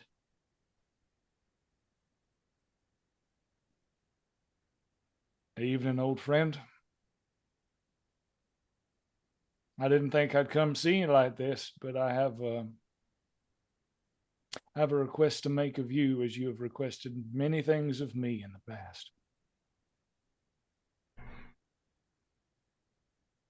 The spirits that hang from the boughs of this gruesome entity, their eyes and the insides of their mouths glowing with this pale ghostly fire, all look down at you, and when this entity speaks, the voice that it uses is the combined sound of all of these individuals in harmony. I hope like hell that the voice modulator actually works. Cross your fingers. You come by a different road.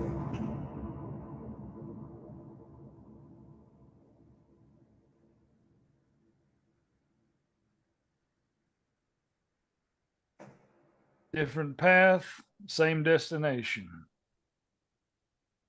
But I come to you as I always have. You look to ask a favor of us. Yes. Yes, I do. Yet you have not yet fulfilled the vow you made to us. You owe us a soul. I am well aware of what I owe. Tree. And yet, this soul walks with you, unharmed and unoffering.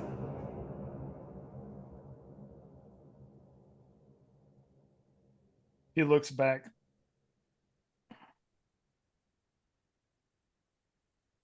Yes. Yes.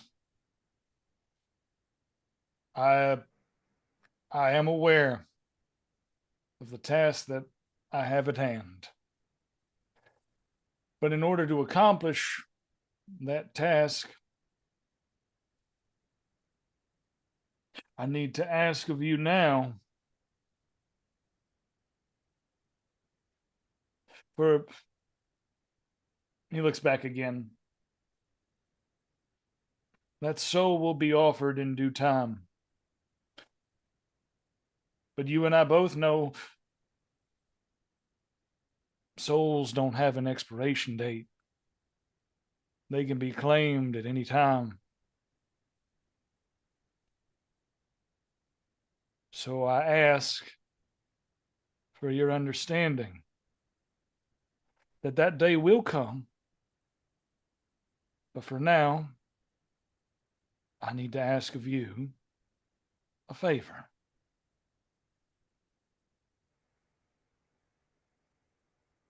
You lengthen your stretch of rope, Virgil.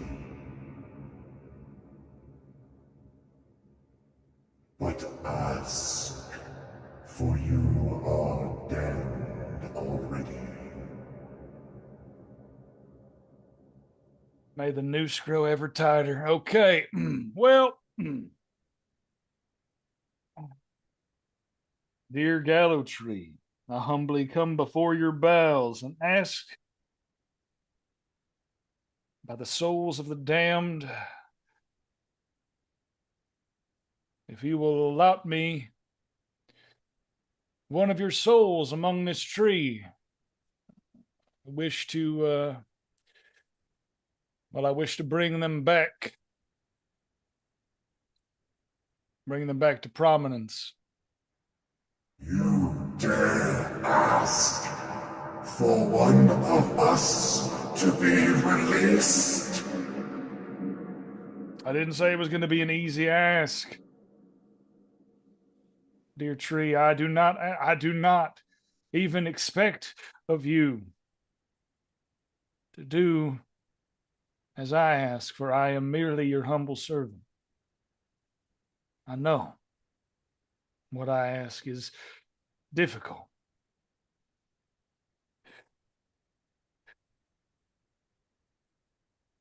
But I have a plan. But in order for that plan to arrive, I need one known as hold on. I know I wrote it down. 1 second, I took notes. One known as the Death on Wings, Opticone.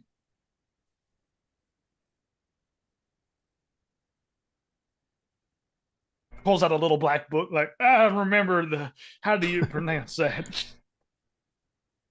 The beings that hang from the limbs of this great and terrible tree had bristled, each of them writhing and wriggling at the end of their ropes as if bodies in a hanging that had gone wrong whenever it became enraged at your request.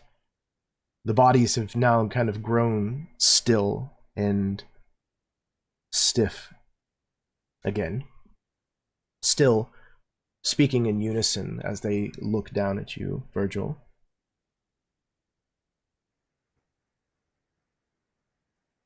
If we grant this request, provide us with two to replace him. One, the soul that inhabits the machine.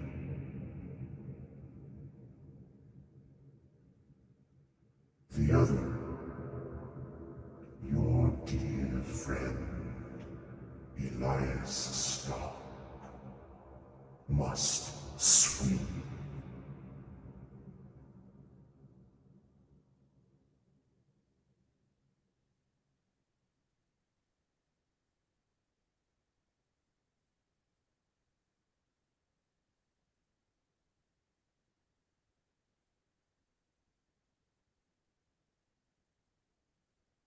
You're muted, Chuck.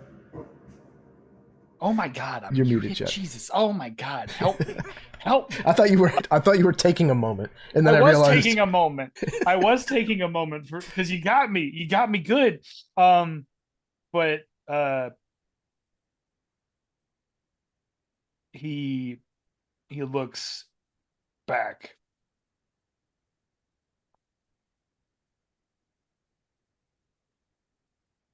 Like almost Jeremy, the best way I could describe it is, you know how when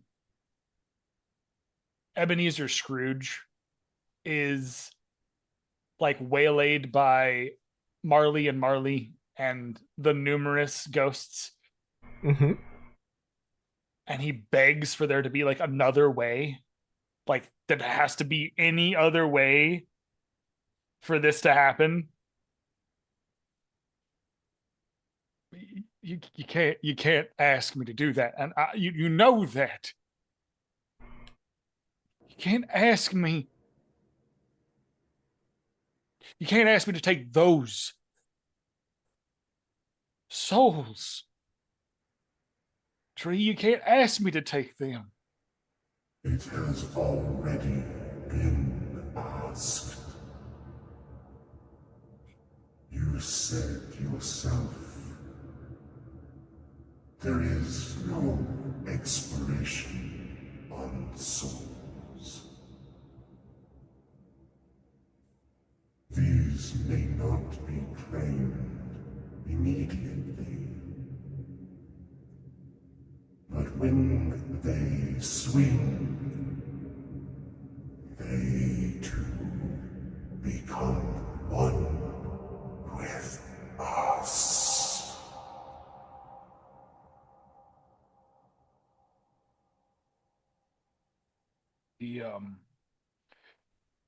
You see him to begin taking a wing and wiping tears from his eyes. Such a rigid, like gravel-esque cowboy. You see him vulnerable for the first time in ages.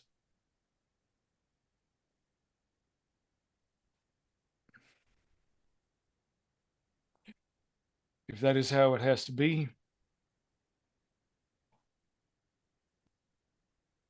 then all right. Okay. Let it be by my hand, and let it be on my time.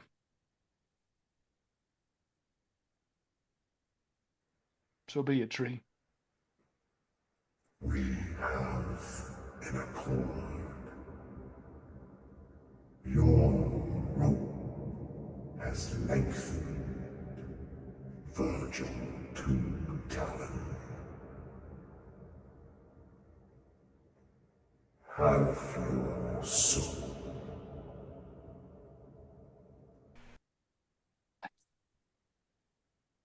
And in a moment, the tree is gone. You're left again in this spiraling chromatic miasma that kind of surrounds you. The landscape around you is still dark and hard to read. It's broken. The changes in elevation are kind of erratic. There are hills and roots and rocks and things here and there, but nothing else. The sky is just kind of limitless in every direction that you look around the horizon. And then from the direction where the tree was moments before, you see the spirit of a Dorathian ride up over the hill on the back of a phantom steed. He rides his horse to the top of this hill. The horse whinnies and shakes its head back. And the Dorathian stares down at all of you, as if simply waiting.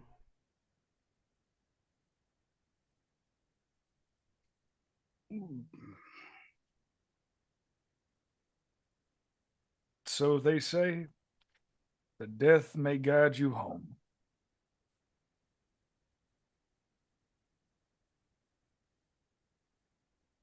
And I begin walking forward. If he has a horse, do we see horses that potentially we could ride to catch him? As you walk, you realize that that's probably not going to be an issue. That physical limitations like speed don't really seem to hold a lot of sway in this realm. Right. Perfect. Okay. Yeah.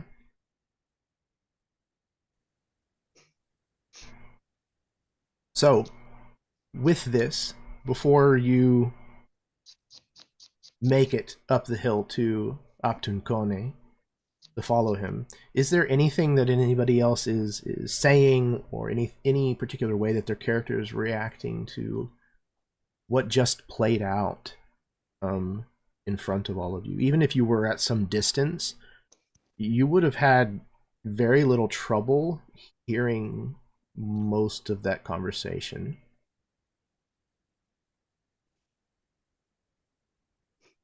Gotcha. I was wondering if we would have heard that.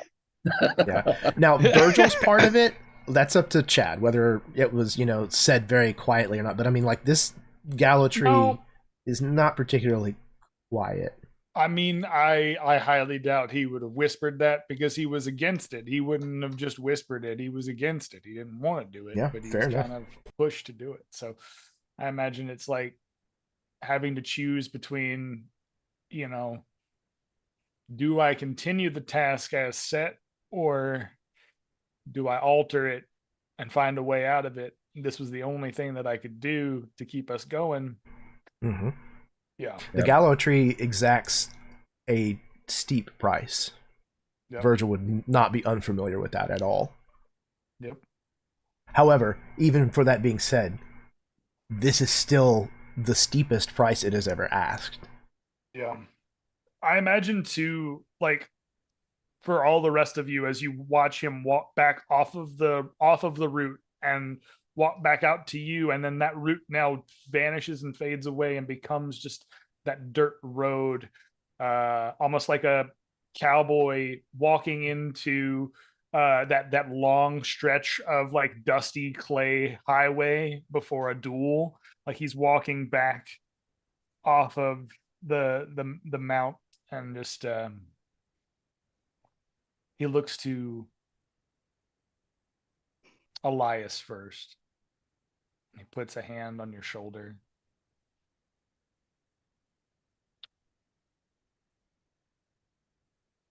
Like I told him, Elias, death ain't got no expiration. So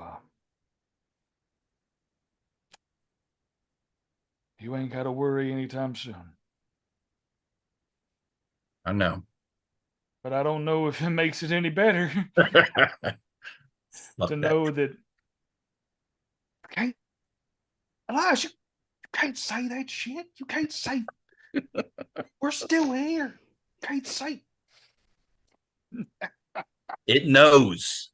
Yeah, I know it knows, you son of a bitch. And he kind of like, he just wraps you, and you see that like he wraps you in this hug and like literally picks you up off of your feet, because you are a smaller owl than he is, and there's just like this infold of wings.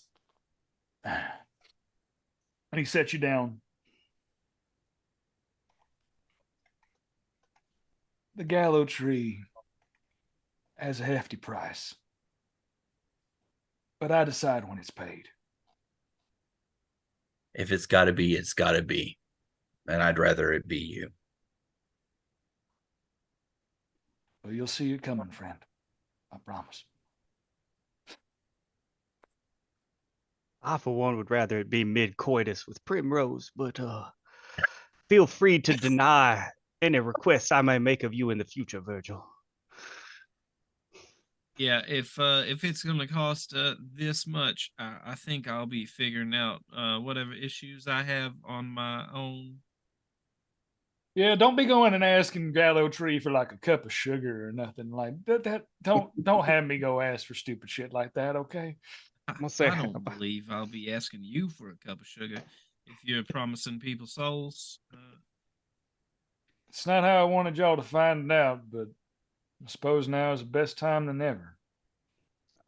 I think when Dusty says this, you can tell that he is concerned about what just happened, but he's trying to mask what he's saying as kind of a joke to try to lighten the mood slightly.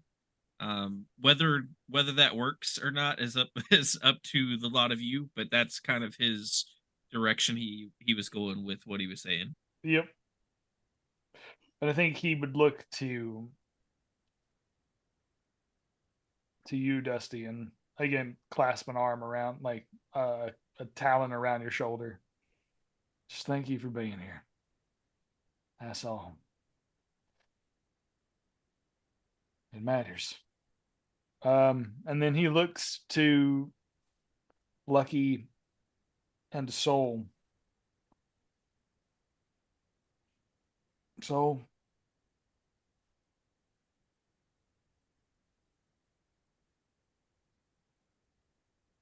how you feeling? Bit of emotional discomfort, and must say, quite a interesting gang dynamic you seem to have had. That I was not aware of, but well, shit, Virgil, there's worse things than death. He like looks at you, and you see that like weird bird smile that like extends out on the corners. Yeah, I'm gonna have to say, no, there ain't nothing worse than death, especially if you gotta continually look at it every day of your life. Saul looks back towards where, like, he's never lost attention on that alleyway that existed behind him. Looks back over, he's like, you say so. You say so.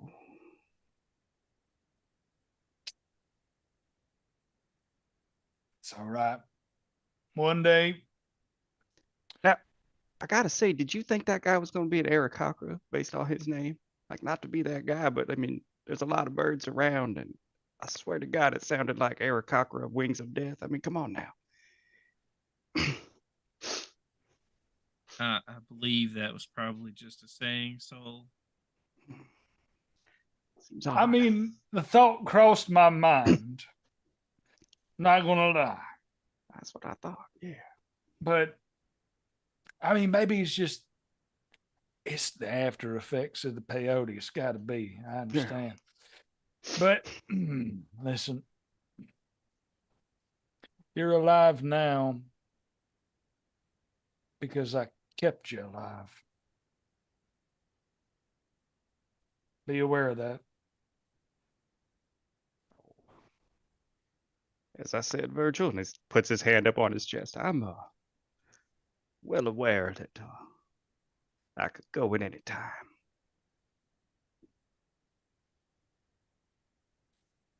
Lucky, how you doing?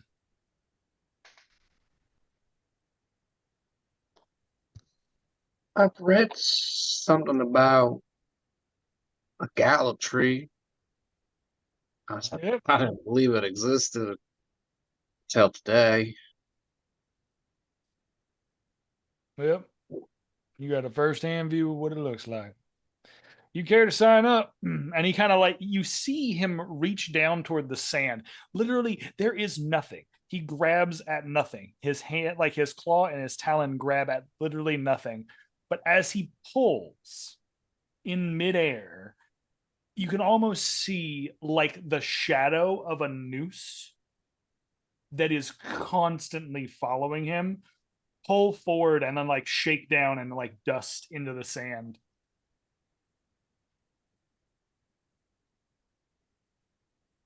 It's a hefty price to pay. So you really think about that if you ever want to join. See his mage hand behind him going like Mm-hmm. this. Like Mm-hmm.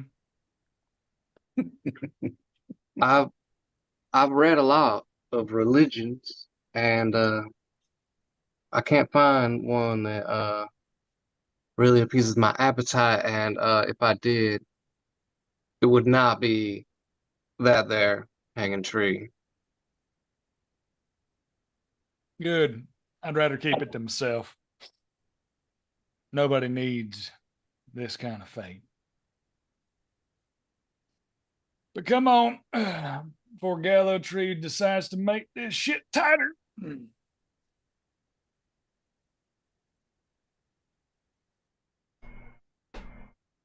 Your group moves to follow Optun Kone, who turns his phantom steed around by the main, also turning his little pinpricks of light where his eyes should be down the other side of the hill where he begins to ride.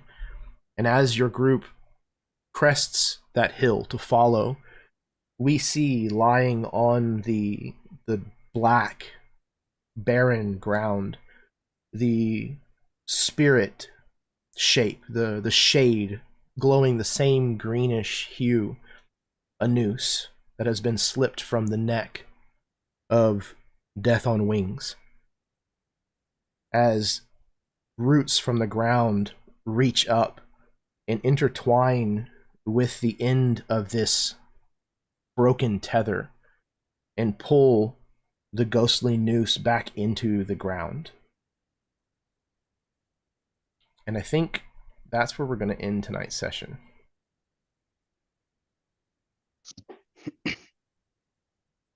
Nice. All right. Yeah, had a blast. I'm so stoked that we got to touch on some more of Caldera's creepiness, kind of what lies beneath the surface here a little bit. And yeah, y'all are absolute champs. I'm going to pass things back over to all of my players so that they can say anything that they would like to before we call it an evening.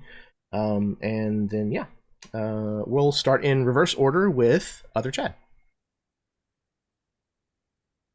I know that guy. I've known him my whole life. I would recommend checking out, I think it's called Start Playing. If you wanted to get into a game like this, maybe even like pick this guy over here, over there, wherever which way it's gonna show. There we go. Pick this guy over here or somebody, or maybe even like host your own or something like that. But that's a good place to get, I don't know, started playing. And if not, you could also check out Absolute Tabletop if you didn't catch our little shtick about that at the beginning. It's on all different kinds of media platforms, so social medias, Discord and whatnot. Try to give us a find, and it's a great little community. Nothing but positivity and fantasy, sci-fi, role-playing games, all that kind of chatter and whatnot. And thank you for this game. It's always a pleasure to be at Jeremy's table. I'm looking interested. That's an interesting patron. I'm looking to see where that goes. And I'm also rolling up my next character already right now, just in case. And that's about it from me. You guys take care and be blessed. Awesome, man. Thank you very much. I appreciate that. All right, next up we have Glenn. I'm gonna parrot that a little more. Find Jeremy on Start Playing. I did it. It's worked out pretty good for me so far. Now I keep harassing him into running more and more games for me.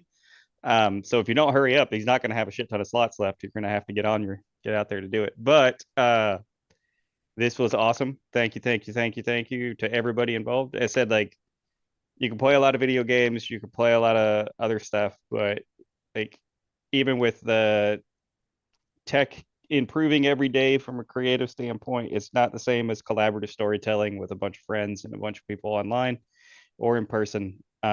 Jeremy's a master at it. It's a ton of fun.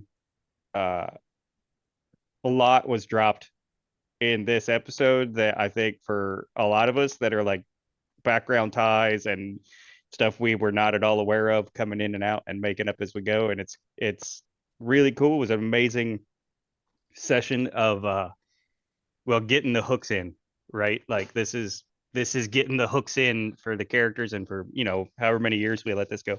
And with that, hunt Jeremy down, don't hunt me, because if you hunt me down, he's got to give you inspiration, as we said in the opener. And that's it. I appreciate that, man. Thank you very, very much. Yeah. This, like I said, this setting is really, really special to me. I mean, all of them are. They're kind of my darlings, but this was the very first thing that I ran here on the channel.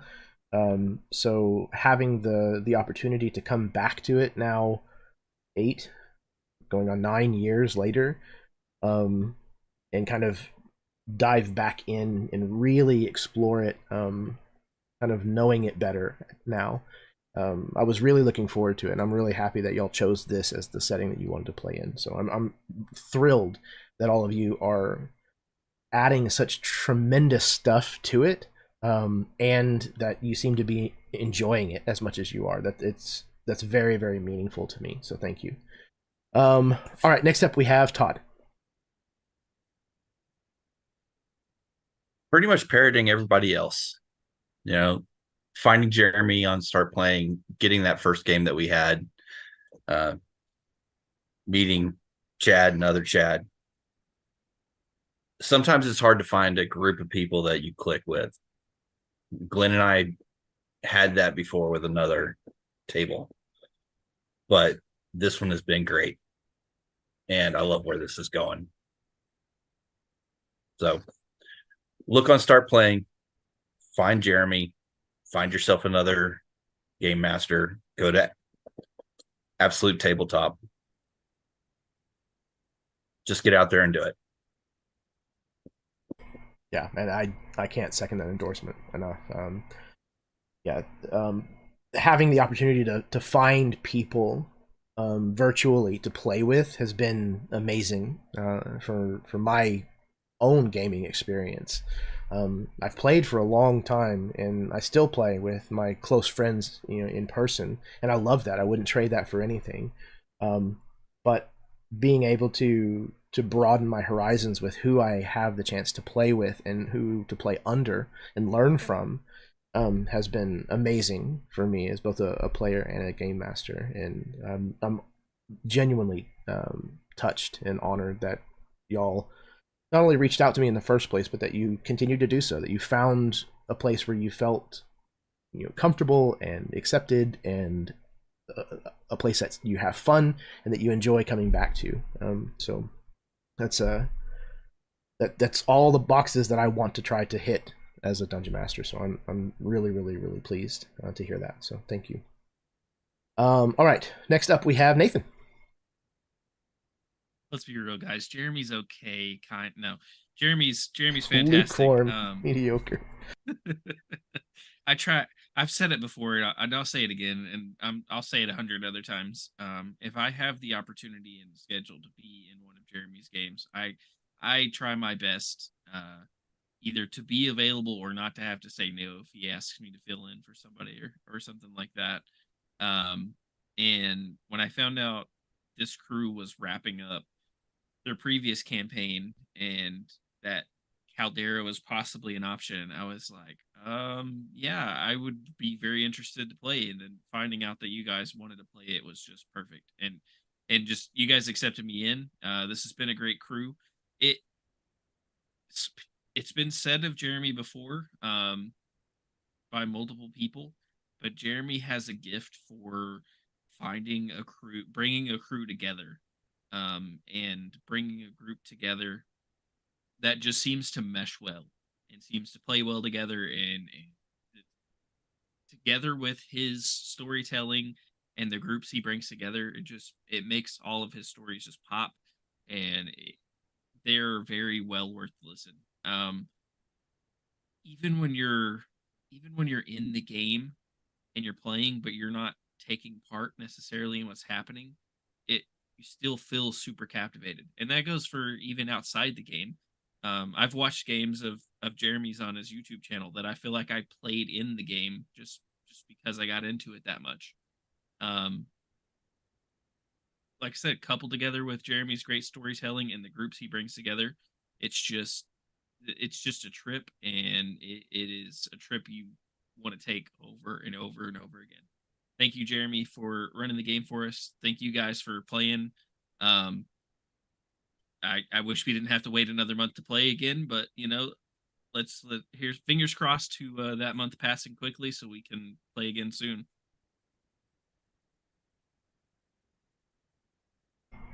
Thank you, Nathan. I don't know what to say. Y'all are amazing. Thank you. Last but certainly not least, Chadley. Okay, I'm gonna try not to make you cry tonight. But here we go. Guys, as always, each and every one of you, I love you. I genuinely love you as a brother. Honestly, getting to meet each and every one of you has been very, very fun for me.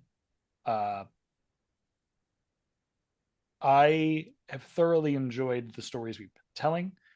I love the dynamic and the way that our characters are developing. And I see this story unfolding every time that I touch a table with you guys. It doesn't matter if we're playing in Harbinger. It doesn't matter if we're playing in Caldera. It doesn't matter if, like, 4 years from now, we're playing in a whole different setting, doing another campaign. Like, understand that this dynamic with these wonderful people I call brothers, it's becoming something that I look forward to every month, is something that I think that everybody should get a chance to experience. And I think that that's why we so proudly endorse you, Jeremy,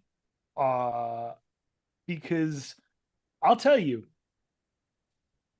there's very few people that I've ever met in my life who can tell a story the way that you do, right? Like, there's very few people who can tell a story and not only tell it, but then get the people who are also telling it and also working to experience it to be invested so deeply that they themselves also become storytellers.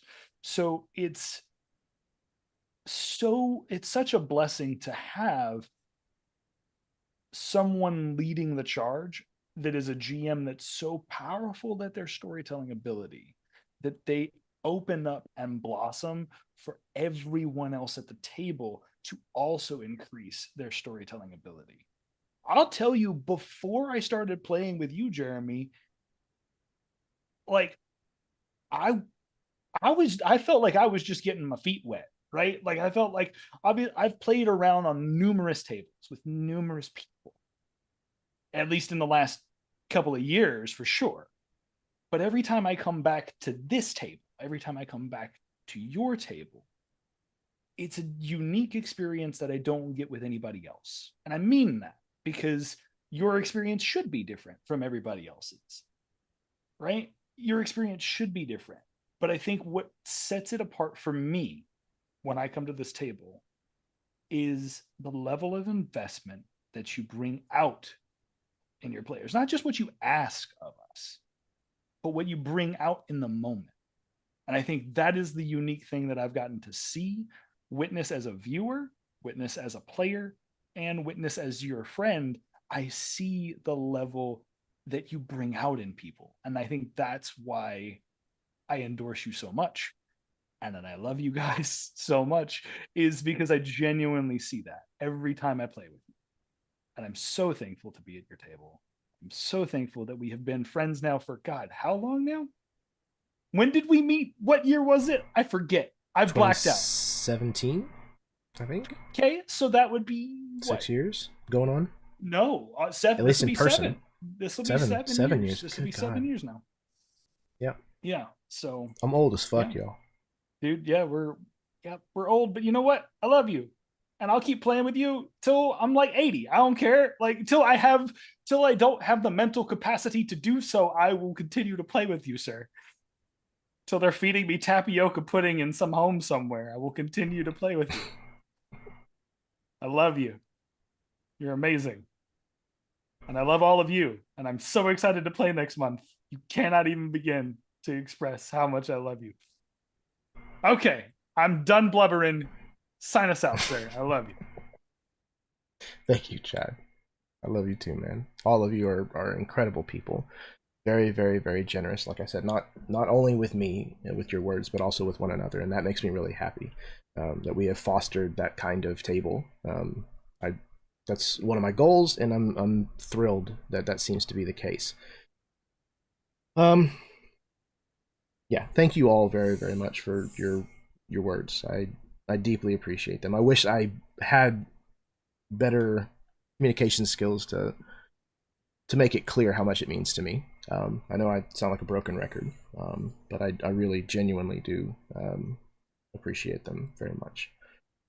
For anybody who may have tuned in this evening, thank you very much. Whether you watched live along with us or that you tuned in at some point down the road in the future, it means a lot to me that there are people who find these games entertaining and who keep coming back to watch subsequent episodes, and who are enjoying the stories and the characters that we're telling together here on the channel. If you found that you did enjoy this content, then YouTube really likes it if you do all of this stuff. You hit the button with the like, you subscribe, share the link around, talk about it. There were several things that were mentioned, other sites. Start playing. You should be able to find the links for a lot of those in the description of this video down there. Go check those out. Yeah, absolutely. If you want to hire me for a game, that's where you can find me. That's where you can find the coffee link thing if you want to throw some cash my way, whatever. It is all genuinely appreciated. It's kind of what lets me put so much attention and effort into what I really love doing, which is running games and telling stories with my friends and torturing them. So yeah. Yeah, this was a great way to spend an evening. Thank you very, very much for being just fantastic people in addition to such great players in this game.